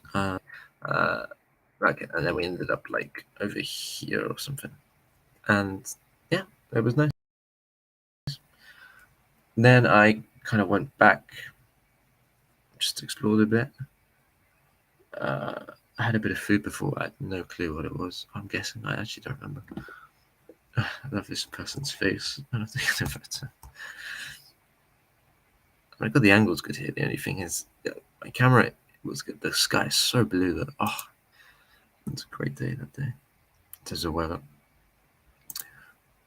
The only problem was this camera's not good with lights. If that makes sense. As you can see here, this is again when I'm talking about the Central Park, New York feel. Then I went to the Australian Museum next door to Hyde Park, which is free. And yeah, it was. Yeah. Yeah. Sorry about this. So that's a kangaroo. The only kangaroo I saw in Australia, and that is the private bits of a dinosaur, which I thought was interesting of him to show us. Anyway, but I forgot about this, but Sydney has some amazing water features. just in random places. This is one that, I mean, the smells and the sounds and even the looks are really, really cool. I really like them. Now, after this, I went to the Chinese Garden of Friendship, or what I like to call it, the Chinese Garden of Influence. Now, to speak a bit more about that. So, ever since the gold rush, there's been a big migration of Chinese nationals from China to Australia. Because of this, there is a large population of first, second, third, fourth, fifth generation Chinese people, and it still continues today. As well, it is extremely popular for tourism because of these links, and Australia kind of promotes it, which is quite a smart idea because the Chinese tourism, well, it's one of the largest populations in the world. You know, they could add a lot to the economy, and it's, I mean, it's not that close to them, but similar. Sorry, longitude. You think it's longitude? It might be latitude. Sorry, I think longitude. Let's just say that one. Yeah, longitude. I'm pretty sure. Anyway, so they really try and push this, and you can really see, you know, the influence kind of even on the food. I spoke to one of my tour guides, said that there is no Australian food. Australian food is Asian fusion food. You know, it's just, yeah, that's, well, it's how the culture's developed. This is one thing that shows it. What I mean, influence. I mean, well, it was because of course, I was primarily based in Chinatown, but I was surprised by the amount of Chinese tourists and, well, even just residents or Australian people who had Chinese heritage. It is vast. I mean, I would say 80% of the people of the places I were in were in that situation, which was, I did not expect coming in to Sydney. So yeah, that's the story of the Chinese nationals in Australia, well, the Chinese influence, and as well they influenced the politics. I watched some videos about it. But yeah, Australian politics is a bit of a mess. Well, from what I've learned from the friendly Geordies, but it's interesting. I would watch it. So this is just the garden outside. So these, I mean, it's just, I love these kind of little trees with these little. I still haven't bought one. I should have. I might buy one for next year. And it's a pottery. I didn't even notice that. Just lovely little trees. And, some gardens, even the little structures.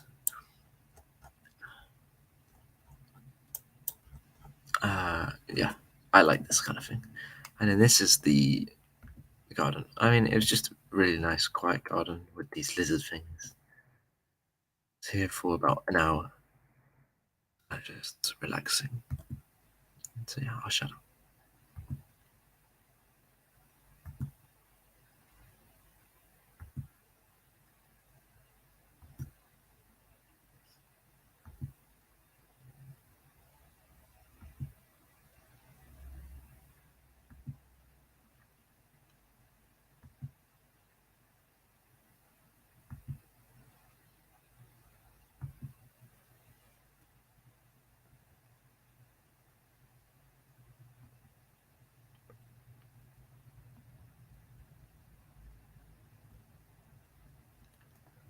So that was the Chinese Garden of Friendship. It was really nice, actually. Really, really, just felt at peace. And there was I remember there was another lady, and she was just working there. You know, you pay money, enter, and then just did work. I mean, and I can see why. Just it's quiet, tranquil, it's relaxing. The sun, it feels, yeah, the temperature's nice. Why not? then this is of the skyline, which is really nice. With this, the sun is setting at this point, starting to set. Okay, yeah, as you can tell, this I had not changed the time on my camera just yet. But I mean, what's amazing is that they're actually order. I think all of these on my camera, so yeah, that makes sense.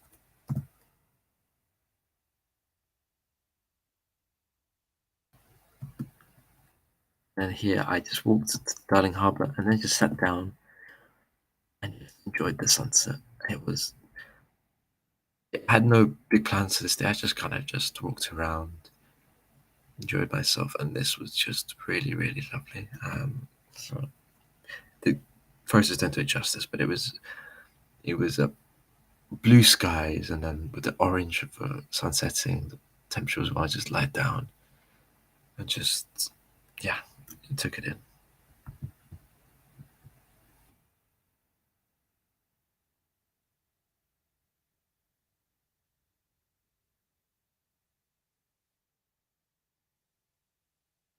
So, yeah, it was nice. I think the best picture is probably this one. It still isn't that good.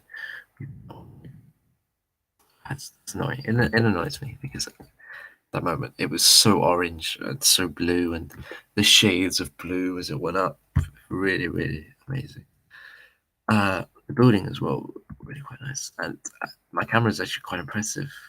The zoom is very impressive, and I mean you can see the craters on the moon, which I thought was pretty cool. That's the orange. It's still oranger than that, but it's still, it was nice. And it's a very bright start. I mean, the focus on that is shocking. My God. So after this, I went back to my place, got dressed up because I found out about a free viewpoint which would let you see the harbour and the opera house. And it was in the Shangri-La Hotel, I think, in their rooftop bar, which actually it was a nightmare to get into and find. But I managed to do it. Sat down, had some complimentary water, had a waiter come up to me every 2 minutes asking me if I'd like to order. But while I was there, so these are my cameras. You can see the light doesn't work well on the camera.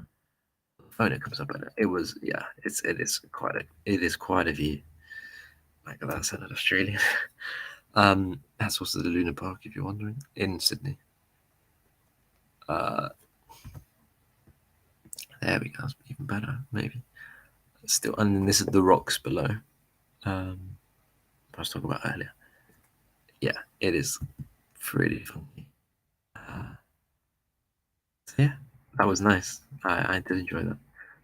I was only there for about 15 minutes just before I raised suspicion, and I just escaped and went back and just enjoyed my night, and then came back to my room and waved good night. Okay, that sounds good. I think this live stream is just going to be for Sydney because I'll be here too long otherwise, and I have other things to do with my life.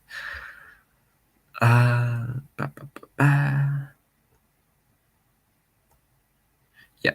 So next is the Royal Botanic Gardens.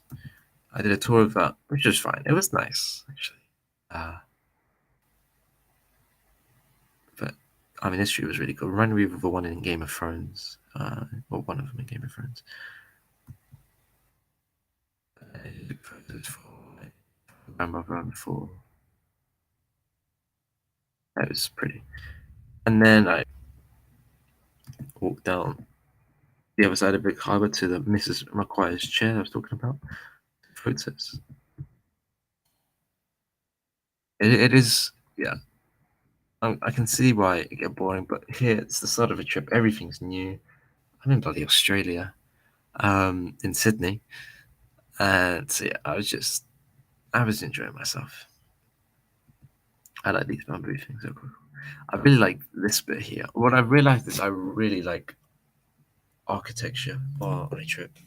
Just cool buildings, different styles, and Sydney, it really does have that. I mean, these just look like little houses in between all the oopsie things. But so I was waiting at the bus stop because I was taking a bus to Bondi Beach, and the bus ride as well, which is quite nice. Through like the nice neighborhoods. That's just. But anyway, so here I'm on the East Coast, and I am in. I forgot the name. Bronte Beach. Yeah, Bronte, Bronte, whatever you call it. And then I just walked along the coast. I don't know, 2 or maybe 1 hour, maybe 1.5 hour walk.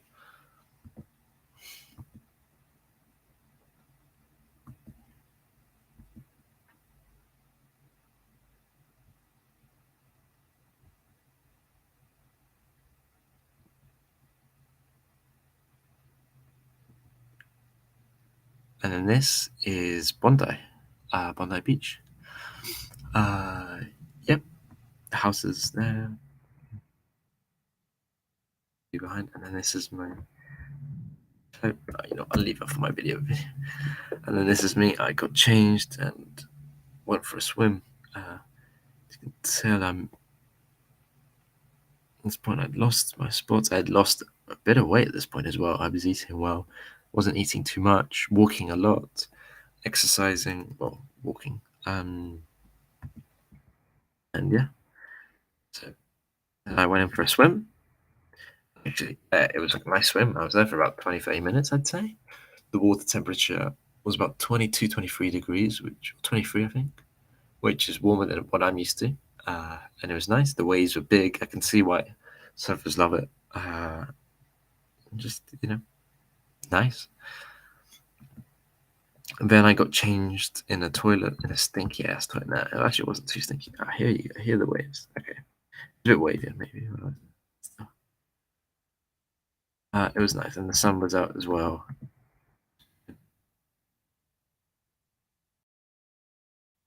It was nice. I was walking a nice swim. Then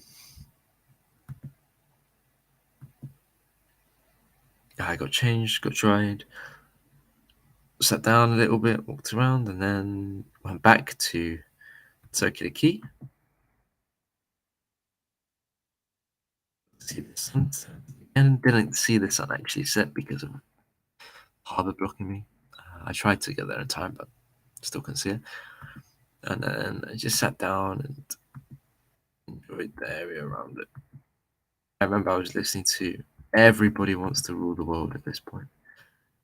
It was nice. It was just nice. Yeah. No other way to describe it. Then I went on another free tour, this time to the Rocks, which is a place I told you about. Same tour guide I found out who remembered me, kind of, which is fine. A bit more about the history of the Rocks, about the. I didn't speak to anyone in this one either. I just kind of hung back and listened and enjoyed it. And yeah, that was pretty good. Then at the end of these free tours, I didn't mention this last time, but you meant to give them money. So the first time I did the tour, I decided, oh, you know what? Oh, I'll tip them. So I decided, here the card machine. I said, oh, you know what? Take $5. Yeah, real generous. This guy, real great guy. He said, all right, take that. Thank you. The next person comes up and said, oh, thank you so much, mate. $50 for you. Fantastic. Thank you so much. So yeah, I just look like a complete wanker. I can't go up and just say, "Oh, is that $5?" And also, I didn't want to give him another $5 because I was poor. So yeah, I felt bad. But then I got the same guy, and then this time I decided, oh, you know what? I'll give you 15 this time. I don't even think he remembered how much I gave him last time. Yeah. So I ended up spending $20 on free tours. I mean, fair enough, but they're free, man. That's quite a bit of money for me. Yeah, well, they deserve that. It's a wage. You need to pay these people at the end of the day. If you don't pay them, their companies don't. So yeah. Then I decided, oh, you know what? I'll stop over Hungry Jack's. Now you're thinking, Hungry Jack's.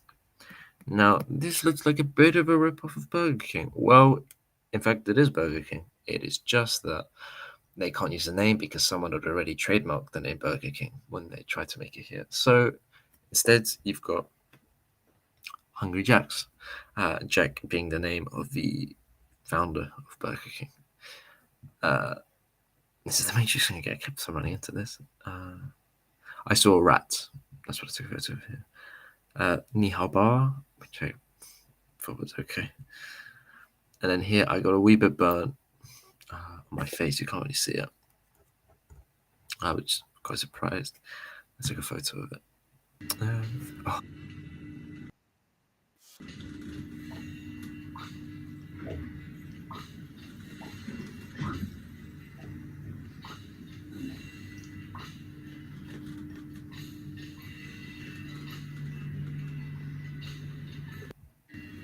So yeah,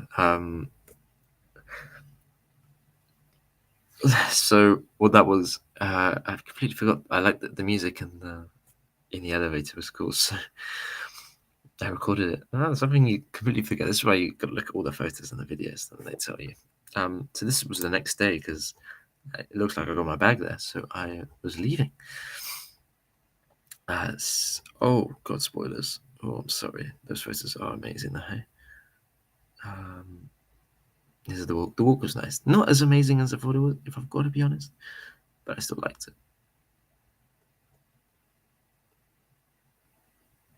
And there's my last photo of the Opera House, which I took. Then I left, and here is me at what did I do on this day? I didn't do much. I think I just left for the airport, took the buses down. On the way, got some Lotus. No, I didn't get any Lotus Kit Kat. I just thought it was cool. They had all these funky flavors.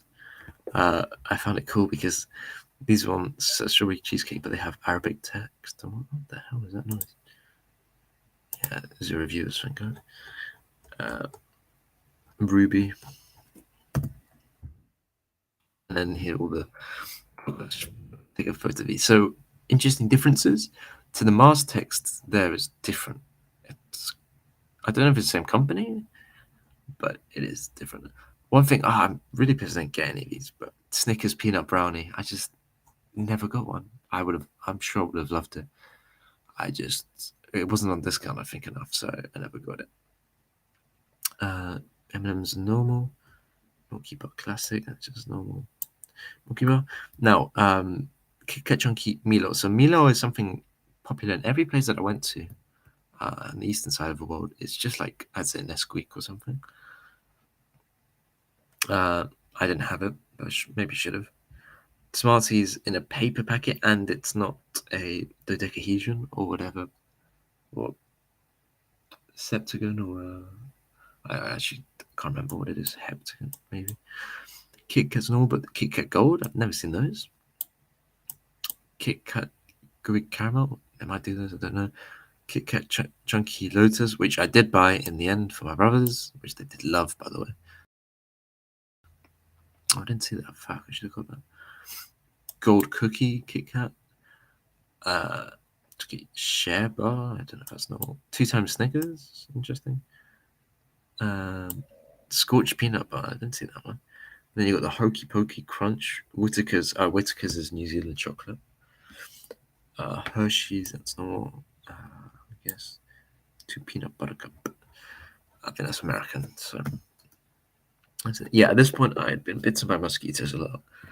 So I'll take a photo. So I was at the Sydney domestic terminal here. The terminal itself was fine. I just called my brothers actually.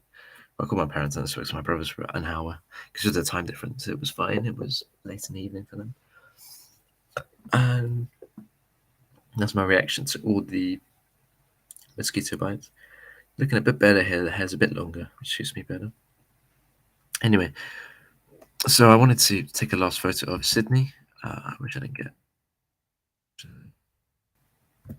of the harbour, sorry, and the bridge. I thought I put it there. Anyway, next destination. Don't say what it is just yet. You know it's domestic. You know what? It's pretty obvious. Well, I'm in Melbourne. A place I always wanted to go to. Thank you to, well, I think the first time I really wanted to go was thanks to Simon Wilson. He did an Australia vlog, cool vlog actually. Well, like challenge, and I remember how much he loved Melbourne and said that you should go. So that was one place I always wanted to go to, even more than Sydney in the first place. I thought I'd enjoy Melbourne more than Sydney. So went to Melbourne, then went to my accommodation. Now, I remember there was a bad review on Google. I just looked, and then they're saying shit about the bed and blah, blah, and it was awful. Then I clicked on the photo, and of all the beds there, this was the one that I slept in. Yeah. Oh well. It is what it is. It wasn't actually too bad. They gave us sheets to put over it and whatnot. It just stained there. Now, one thing, this building was kind of cool. Reminded me of, well, it's a capsule building. But the problem is Scape. Now, Scape is the company I went through for my accommodation when I was going to go to university in Dublin. It's a long story, but I got my accommodation here, and then I found out, oh, I'm not going there. But then Scape wouldn't help me at all with finding people to pick up the rent for the rest of the year. They just kept on making us pay money, even though we never stayed there, whatnot. I mean, I guess I know it's a company and whatnot, but still, I mean, it was, yeah. Safe to say, I will never use Scape again. Well, I probably won't. So I thought it was funny. So I sent a message to my parents. Oh, guess where I'm staying next time I'm in Melbourne, something like that. But anyway, this is Melbourne. Melbourne is quite pretty. This is the main bit here, the train station, which, bloody hell, the church. This is the Anglican church, and then skyscrapers on there. It's the other side. Melbourne is nice. I liked Melbourne. Architecture was cool. So Oreos. Difference in Oreos. What do we have? So red velvet Oreos with cream cheese in the middle. I did not get that one. Double stuffed Oreo cinnamon bun. Double stuffed Neapolitan, which is strawberry and vanilla, double cream. Original, normal. Then double stuff, yeah. Then it's chocolate. Then chocolate double stuff. Oh, sorry, chocolate hazelnut double stuff. Now I think there was also a triple stuff.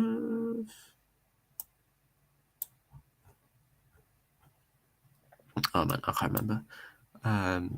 So yeah, I just want to take a photo of the different Oreos they had there. I did try some of them, and most of them were actually made me feel really sick, so I would not recommend. Macaroons, which are very popular everywhere and ridiculously expensive, but these ones had awesome names. Raspberries and cream, chocolate bounty, hubba hubba. Fuck. Tunes, they looked fancy as hell and expensive as hell, if I remember.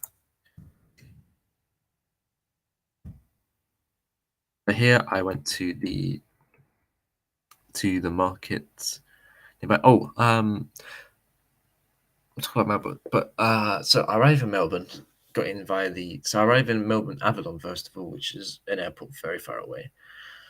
But before this, I was in Sydney. Now, in Sydney, I took a flight with the airline Jetstar. Now, this flight was absolutely full, which was problem number one. Problem number two, it's that Jetstar are extremely strict with baggage weights and size. And they check every single person's, well, they did on my flight, every single person's weight. They checked me. and it turns out I was double over the weight limit for my luggage. So then I was fined $65, so about 35 quid, 36, 37 maybe. Which was, yeah, great. More than the flight itself, which was fun. The flight itself had the worst legroom I've ever had, and I was stuck in between two other males, which is good. No legroom for me. I did watch Boys in the Hood during that flight, which I'd started at New Year's, sorry, but I hadn't finished. Yeah, I think I liked it. Maybe not.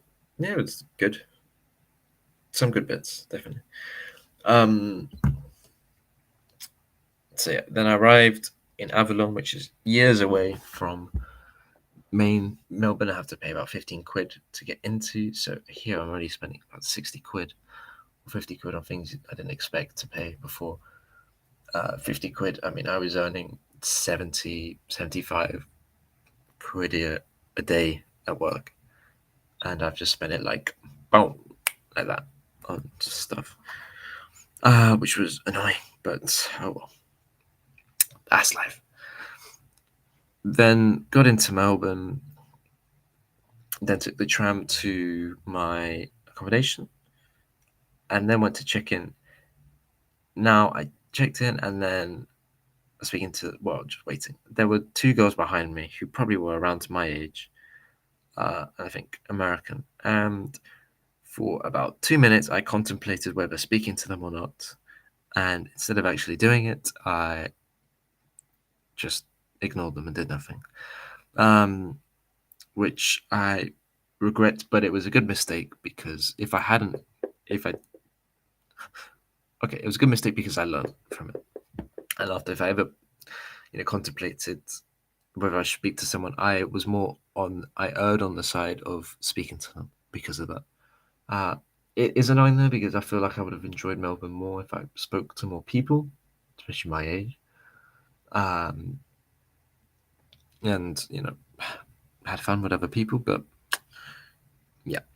I did also try and speak to other people in the hostel. The hostel itself was quite outgoing, the people were, but the problem was the people were older than me, which I was quite intimidated by.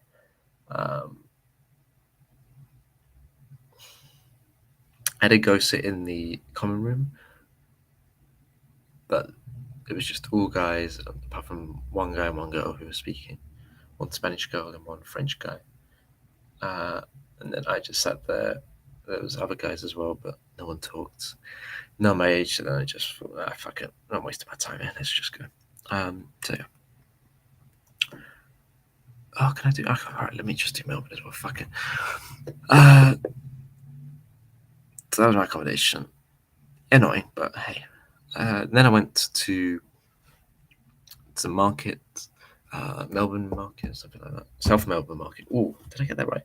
The first day, actually, I went to, I think, the Queen Victoria market. Is it called Queen Victoria?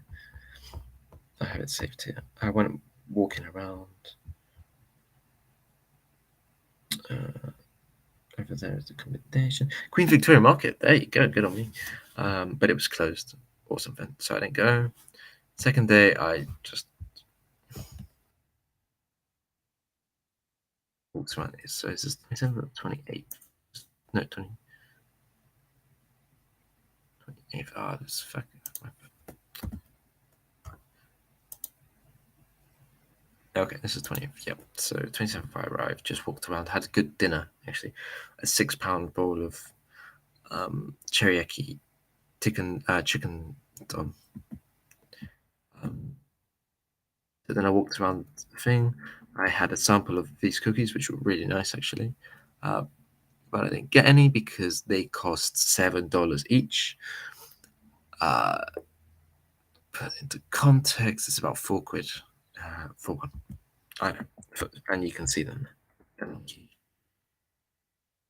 I just walked around the market and saw grilled salmon and chili mayo and caviar with chili mayo and caviar aburi. that's for about £6-7, which I mean it's not the worst price in the world really, but still I'm not buying it.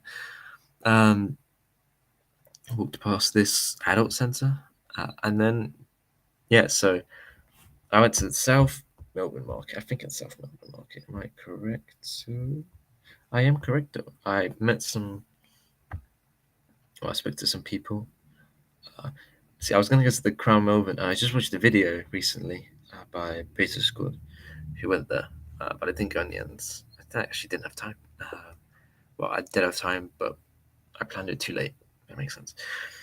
But I went to South Melbourne Market. It was pouring with rain that day, so I bought an umbrella from a shop nearby, and then just walked down until I got to Albert Park. Now, some of you may not know what that is, but for the Formula One fans around you, that is where they race in Melbourne.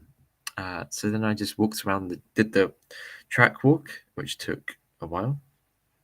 It was quite cool. So it happened few weeks before I arrived, but you could still see, what was left from it. So this is all. I was actually quite shocked, the amount of rubbish left over. I mean, these are from signs and whatnot, and they're just left there. Maybe they can live up later, but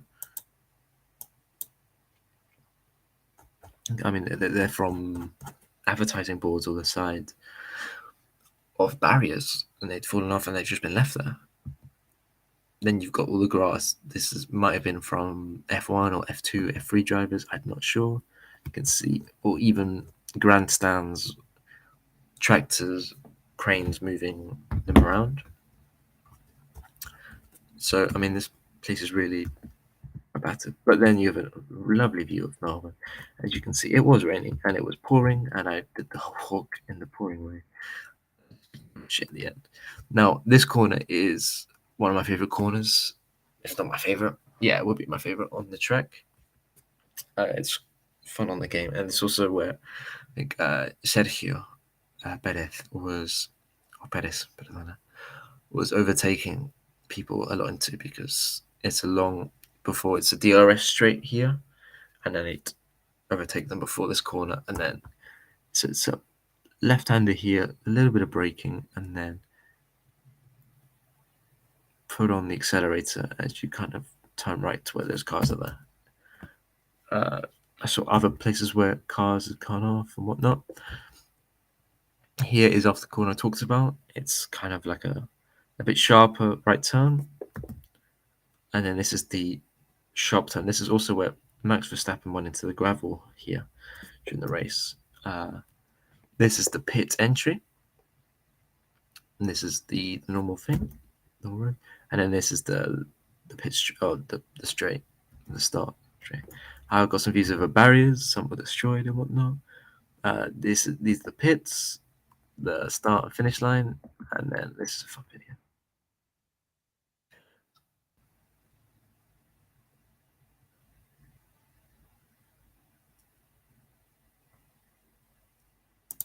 Okay, it won't load. Watch that in my other videos, I guess. And then this is turn 1. I do really like turn 1 as well, actually. Turn 1 and turn 2. More barrier destruction, and yeah, I did the track walk. I got extremely wet. My shoes were soaking. They stank, but I actually really enjoyed it. Just, watching it so much on TV, playing the game, and being there. It was cool. This church was quite cool. Get the name of it here. This St. Patrick's Cathedral. I mean, it's quite a basic church, but I'd never seen the lighting inside. It felt like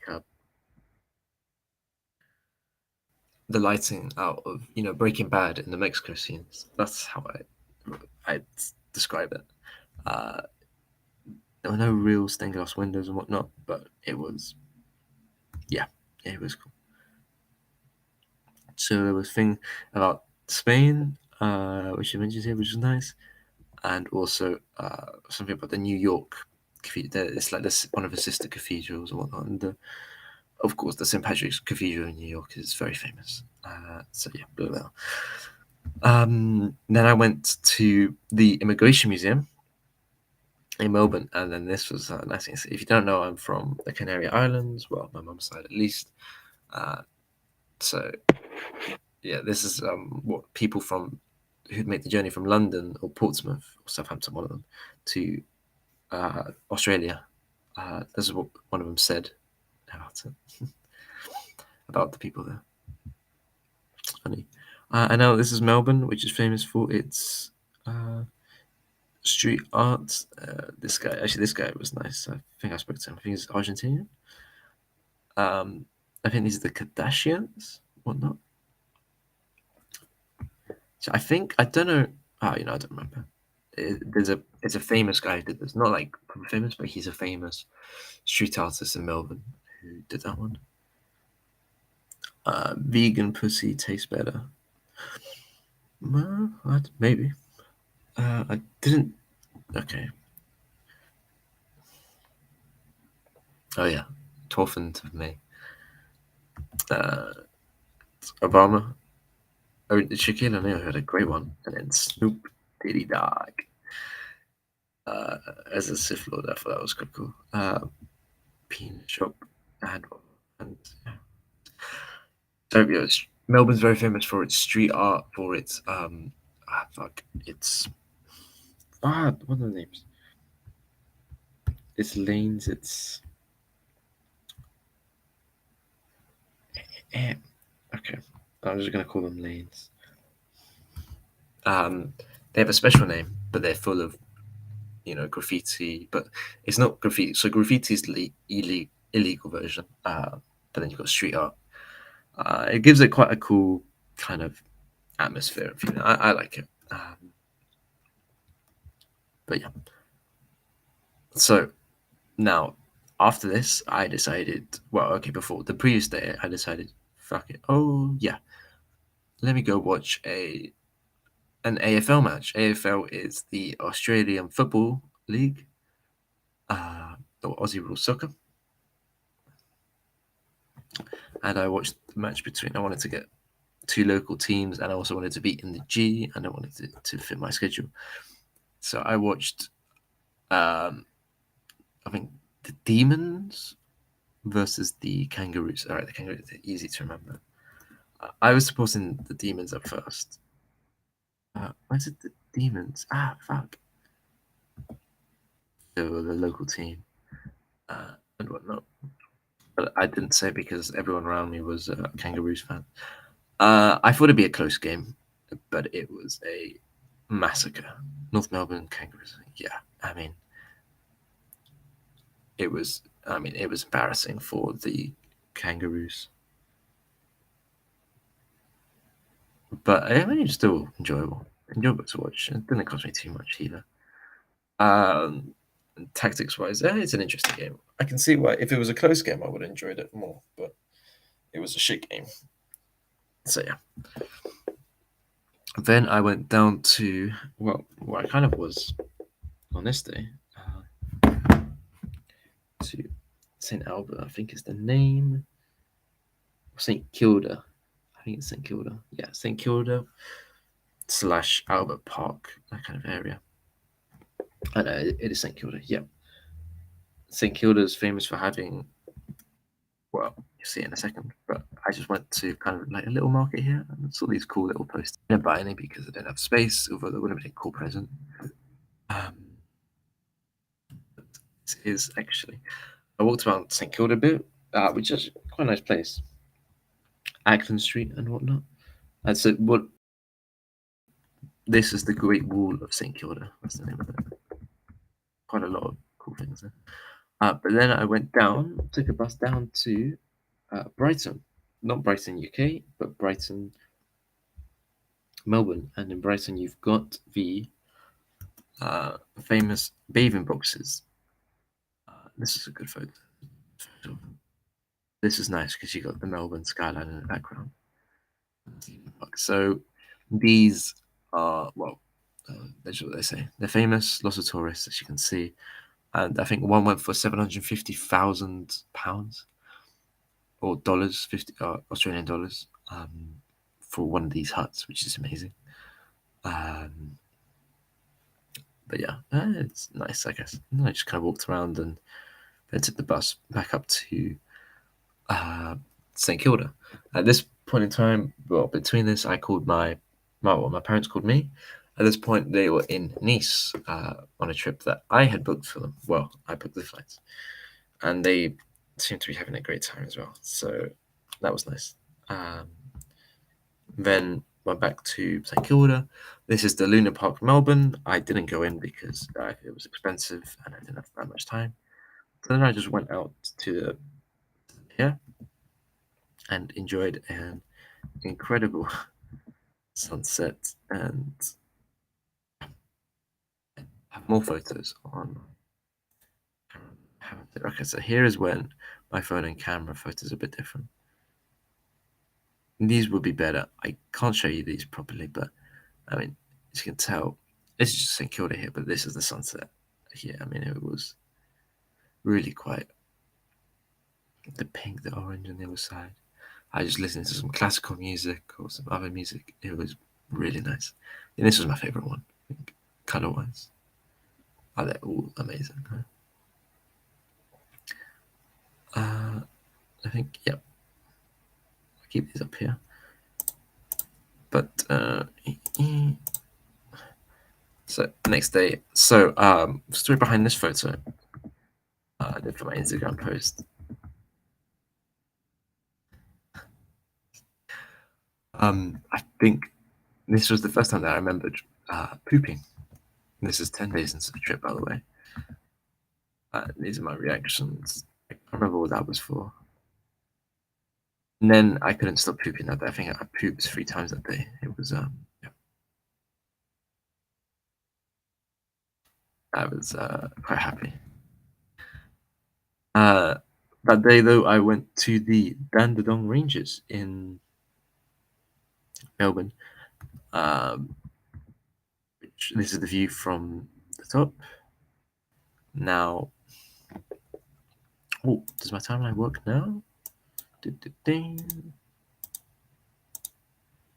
April. Okay, here we go. Well, here are my routes from every day. 27th doesn't work. 28th does. Well, okay, you see my accommodation. You know what? Fuck it. Went down Parliament House, went to the Woolworths. Woolworths is like my go-to shopping food place. I love Woolworths too much. I spent too much time there, but I did love it. Then did the track walk, as you can see.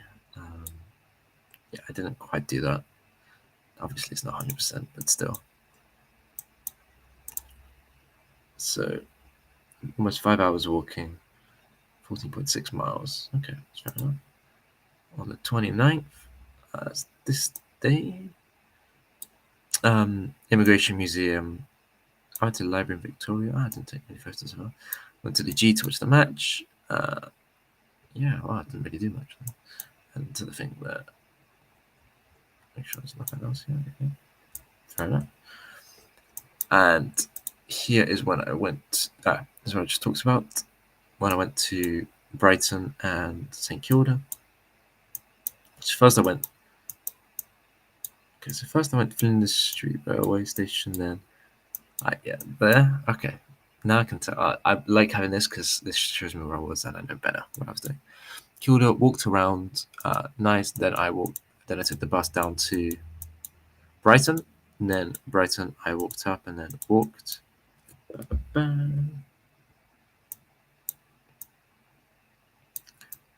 Went back to St Kilda, stayed on the pier. Then, these botanical gardens, by the way, were quite nice. There was one like indoor area.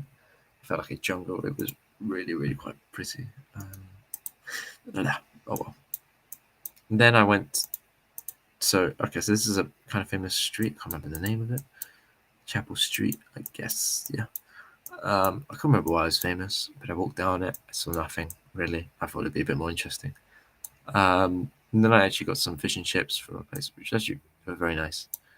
Then I watched the F1 qualifying or something race or something. which was fine. Then next day, I went to Dandadong. Okay, what the hell is going on here? I'll explain. So took the train took the bus to the Dandadong Ranges. The bus, yes, that is correct.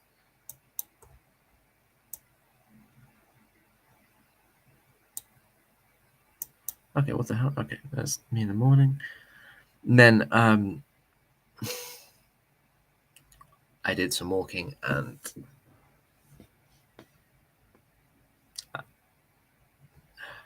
okay, so this is how I got in the first place. I went north, then went to Dandelion Ranges, walked 1,000 steps. Can't remember where it is. Maybe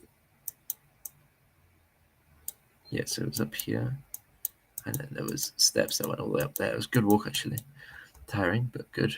And then I did something very stupid, and I walked down this path, almost died doing it. Stony Rise. My God, is it stony? Seriously though, it was really dangerous. There was no one there. It was very steep. I had no walking boots. Rocks were falling down every step I took. It was a very stupid idea I made. I was lucky not to get injured or to fall or something. And I'm in Australia with all these things to tell you about the animals there. I was not feeling good. I was just, yeah. So then I took the bus to Oakley Station. And then I did something very stupid. Then I got on the train. Well, first of all, I bought a travel pass the previous day for Melbourne for its transport, so I could get on the bus. And I used that. Then I got here and I lost it, annoyingly. So then I went to Oakley Station. And then I had to buy a new one. I still had more than enough money on that card. Then I bought a new one. And then I got on the train and it was going the wrong way. So I went all the way to where it basically terminated in Cranbourne without me noticing, really. And then I took the train all the way back. It was a very stupid. Yeah, I did not cycle, so I'm not sure what that's about. So yeah, it took me 3 hours to get from Fern Tree Gully back to my accommodation, which was great.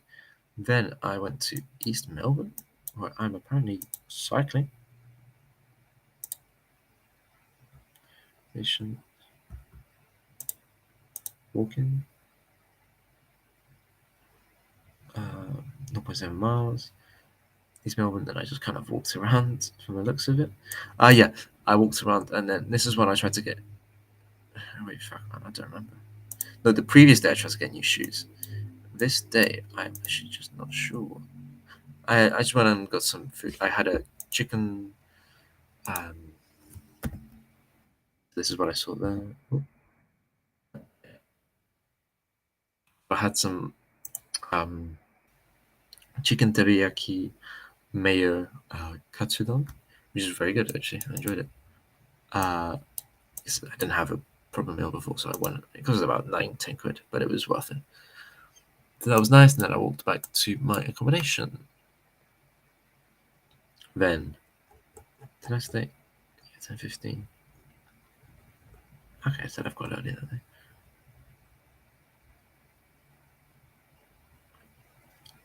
Perfect.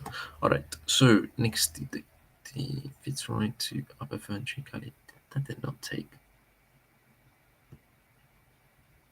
Yeah, that makes more sense. Next. Oh, yeah, I did not cycle that. Got you. I took the tram.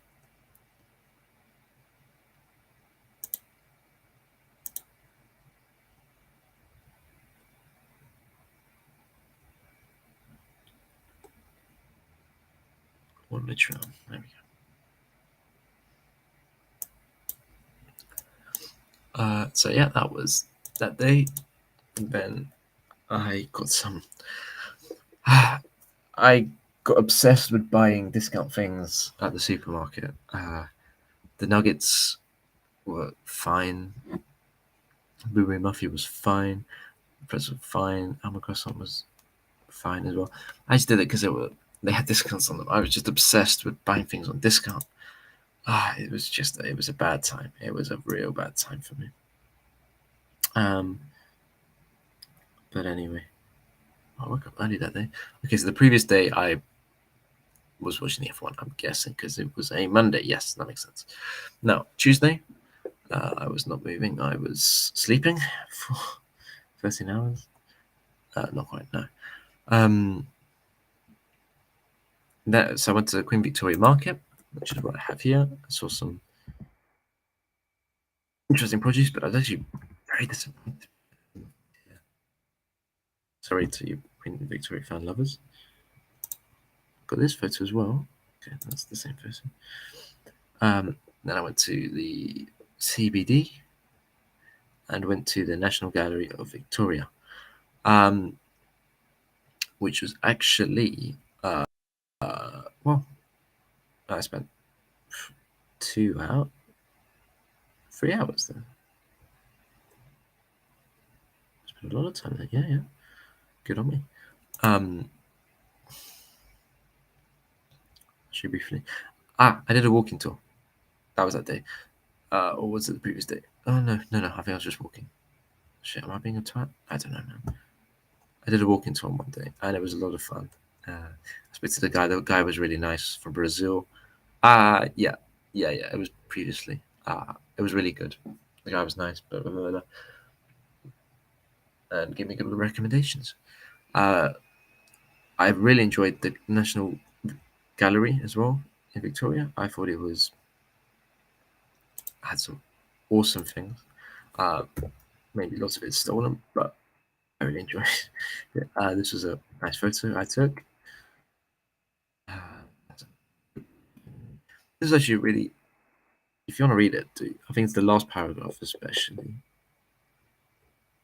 which I thought was quite, which I thought was very good actually. I don't remember it, but I remember reading it. It was nice. I did not have it. Fuck. Okay.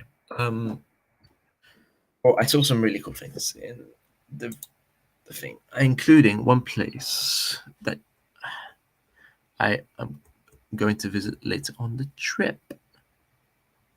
But unfortunately, I don't see that. Not spoiler there. But oh well.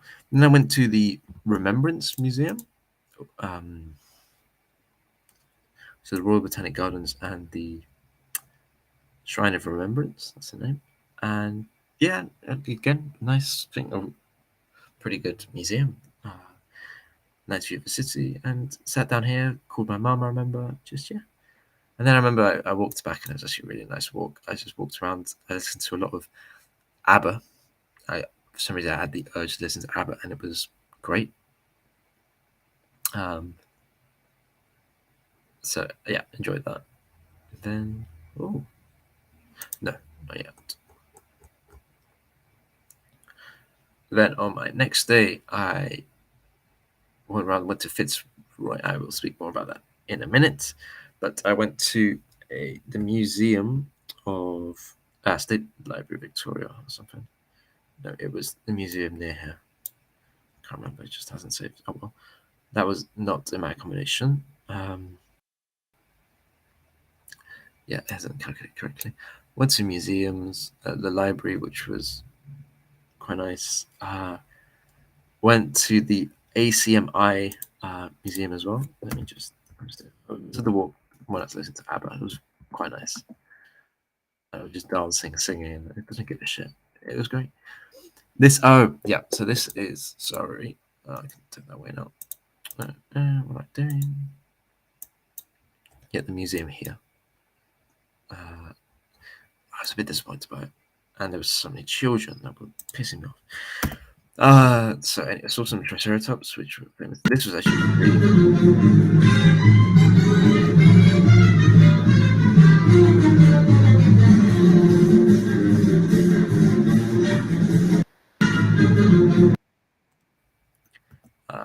yeah, I don't know. Okay, I thought it was cool at the time. Okay, just head out. Then these are the costumes from that awful 4 movie that came out with the orgy, whatever. Now these are sketches for a Hollow Knight game I took because my friend is a big fan, from what I remember. Levels of the dungeons, whatever it's called, the sprites, drawings of it, and the ninja was in a museum. Actually, it was a good museum, quite interactive. Just the school children were really fucking annoying. My god. Then I went to the G, the Melbourne Cricket Ground, the MCG, the G, whatever you call it, and had a tour there, which was nice as well. Yeah, I remember the name from the Ashes and whatnot. It's 90,000 capacity. I watched the AFL there on Friday. Yeah, and then got the tour as well, which is nice. The only thing, I was like I count as diversity. I was the only white man or person in the tour, apart from the guides. But honestly, I wasn't the biggest. I'm not a huge fan of cricket, so man, I didn't care. So it was good for them because then they got to ask more questions about, well, the ones that were speaking were, I presume, from India because they were asking a lot about that. And there was also a photo, I didn't take it, of Sachin Tendulkar with a photo of Donald, the Australian famous cricketer, with a handshake or something. And the scoreboards and whatnot. But it was nice. I mean, what the fuck is this crap, man? I mean, the amount they can jump. I mean, I could probably get to. I can use some mouse, which is nice. There. I'm not even joking. This is the walk back, and the sun was setting. So my location, my thing was about there. This was something that they built quite recently, which looked pretty bloody cool. What is cool though, these buildings, so one's a hotel and one's like a block of flats, and they were sharing like the bottom of it. Shit, maybe it's not this one. Okay, no, I don't know.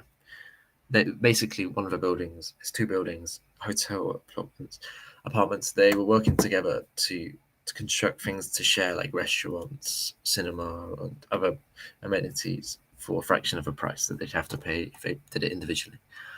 And then this is the park here. If you wanted to know, this is probably the Rod Laver Arena or the Kia Arena where they play the Melbourne tennis, the Melbourne Open. But no, it was a nice evening with with a bit of rain, rainbows, sun setting.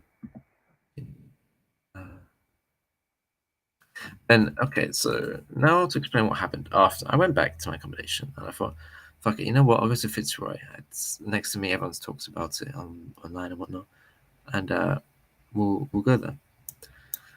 So I go. As I'm leaving the accommodation, there's this lady looking inside. I'm thinking, okay, maybe she's just. I opened it for her, and she goes, "Oh no, I don't know. I was just looking inside, which felt a bit strange." And then she asked, "Oh, do you mind if I walk with you? Come and walk with you and talk." I said, "Okay, sure." Because she was wondering if she'd stay there. So yeah, I started speaking to this lady who, as it turns out, was crazy. My God. Okay, no, she wasn't crazy. She did have some. What is it? So she had. I mean, what I would describe as severe ADHD. She told me she had ADHD. She wasn't on medication. She said she didn't like it or something, or it made her feel funny. Which led to, I thought that I was paranoid and whatnot, but she was on another level. I mean, everything. She saw someone across the street, and she said, "Oh, that's a dodgy person," and we ended up running away. The person did nothing; they were just walking, and we just started running because she didn't trust the fella. She was very nice, though. She was a very nice person, just very paranoid. Had problems. Which, I mean, life is tough on her for sure. Interesting person that I talked with, and with an interesting backstory as well. I won't mention it. Just one of these fun side characters that I met on my trip. When I mean side characters, I mean like a person that turns up for one episode, it's great, and then never appears again. Like that. And that's what happened. One evening she was there, and then I never saw her again. So we ran out together the whole night from 6:30 until 10:30. Yeah. We just walked around Fitzroy, went for food. So first we went to Veggie Bar, where she had some gyoza. Well, she had one gyoza, and then she gave me the other 2 or 3. And then she had like a tea. And then we went to an Indian restaurant because she said it was a good Indian restaurant. And I thought, fuck it, I want it. And then I got this humongous plate of, which was actually very nice, chicken biryani for about £9, I'd say. I mean, at this point, you can tell. So I was going to go out and have food immediately, but it took 2 hours for us to find a place to eat, which was ludicrous. It was a little spicy though, but it had a nice spice to it. Anyway, it was a nice evening. Just, yeah, it was interesting.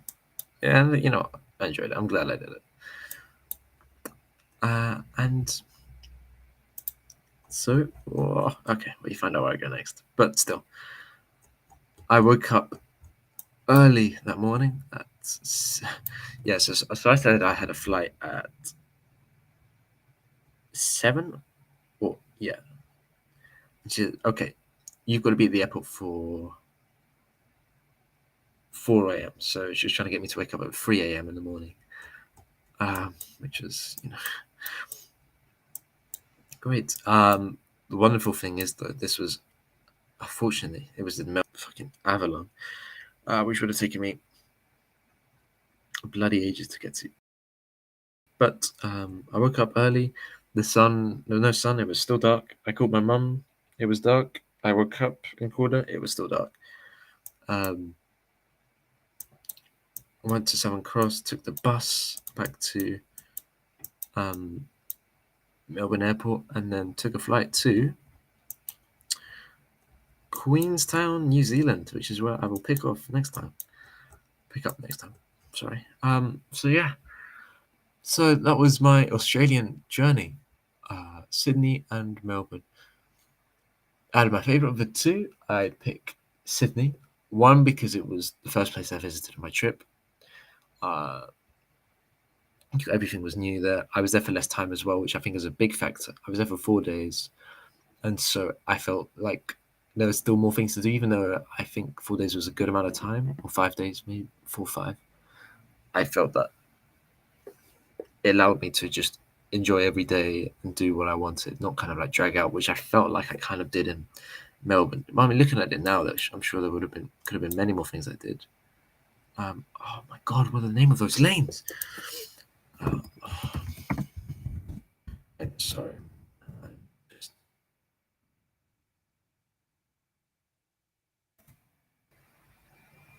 Laneways.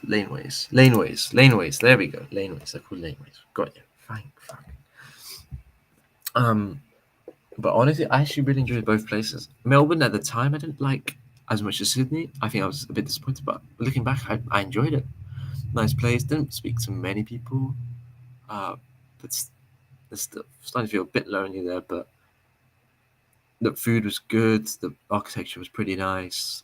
The people I did speak to were cool. Sports, all of that, nice.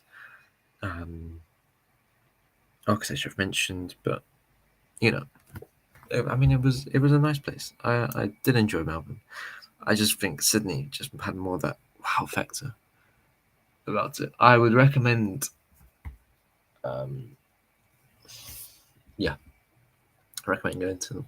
But if you were to go to Australia, I would actually say that I did it very wrong. In fact, I probably did my whole trip very wrong. So I think I've spoken to people And from what it sounds like, one cool thing you could do is go from Cairns here in the north, and then just take your time and go through down the coast of Australia by the buses. They've got a name or something, and stop in places like the one that Whitsundays. I think that's the name. Yeah, here we go. Good on me. Whitsundays Island, on Brisbane, the Gold Coast, on Byron Bay, on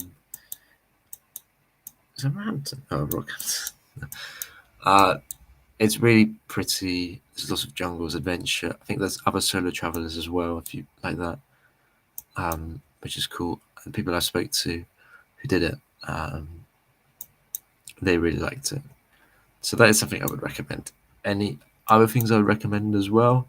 The Great Ocean Road. I'm not sure if that's it, but it goes from Melbourne down, blah, blah, blah. But yeah, that's about it, really. Don't go to Alice Springs, I guess. I think that's like nothing there. I mean, an outback trip would be cool, but this is where the things are happening, I'd say, if you want to go from here to here. Yeah. So I think I did Australia wrong, but I still had a great time. There's probably so much more I could tell you, but it's just weird. I look at it and think, oh my god, I was there.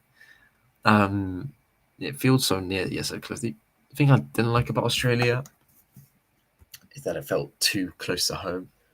Everyone's English, everyone speaks English.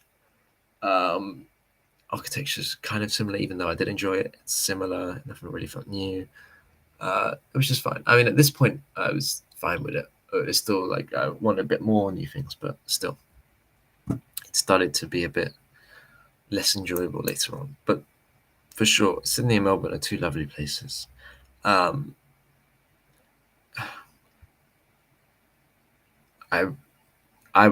prefer Sydney personally, but that's due to my circumstances. People say different things for different reasons as well. Sydney as well, better weather. Only problems I found was when I went, I found it lacking in terms of other travelers my age. So I felt quite lonely as well. I was going by myself, which made it hard. Which is about mates. I think if you want to go, I'd do it autumn in the northern hemisphere or spring in the south/summer. And that would be a nice time to go. But that's the end of my Australian trip. Next is my trip in Queenstown, and where have I got after that? I think, well, I'll tell you, it is New Zealand. So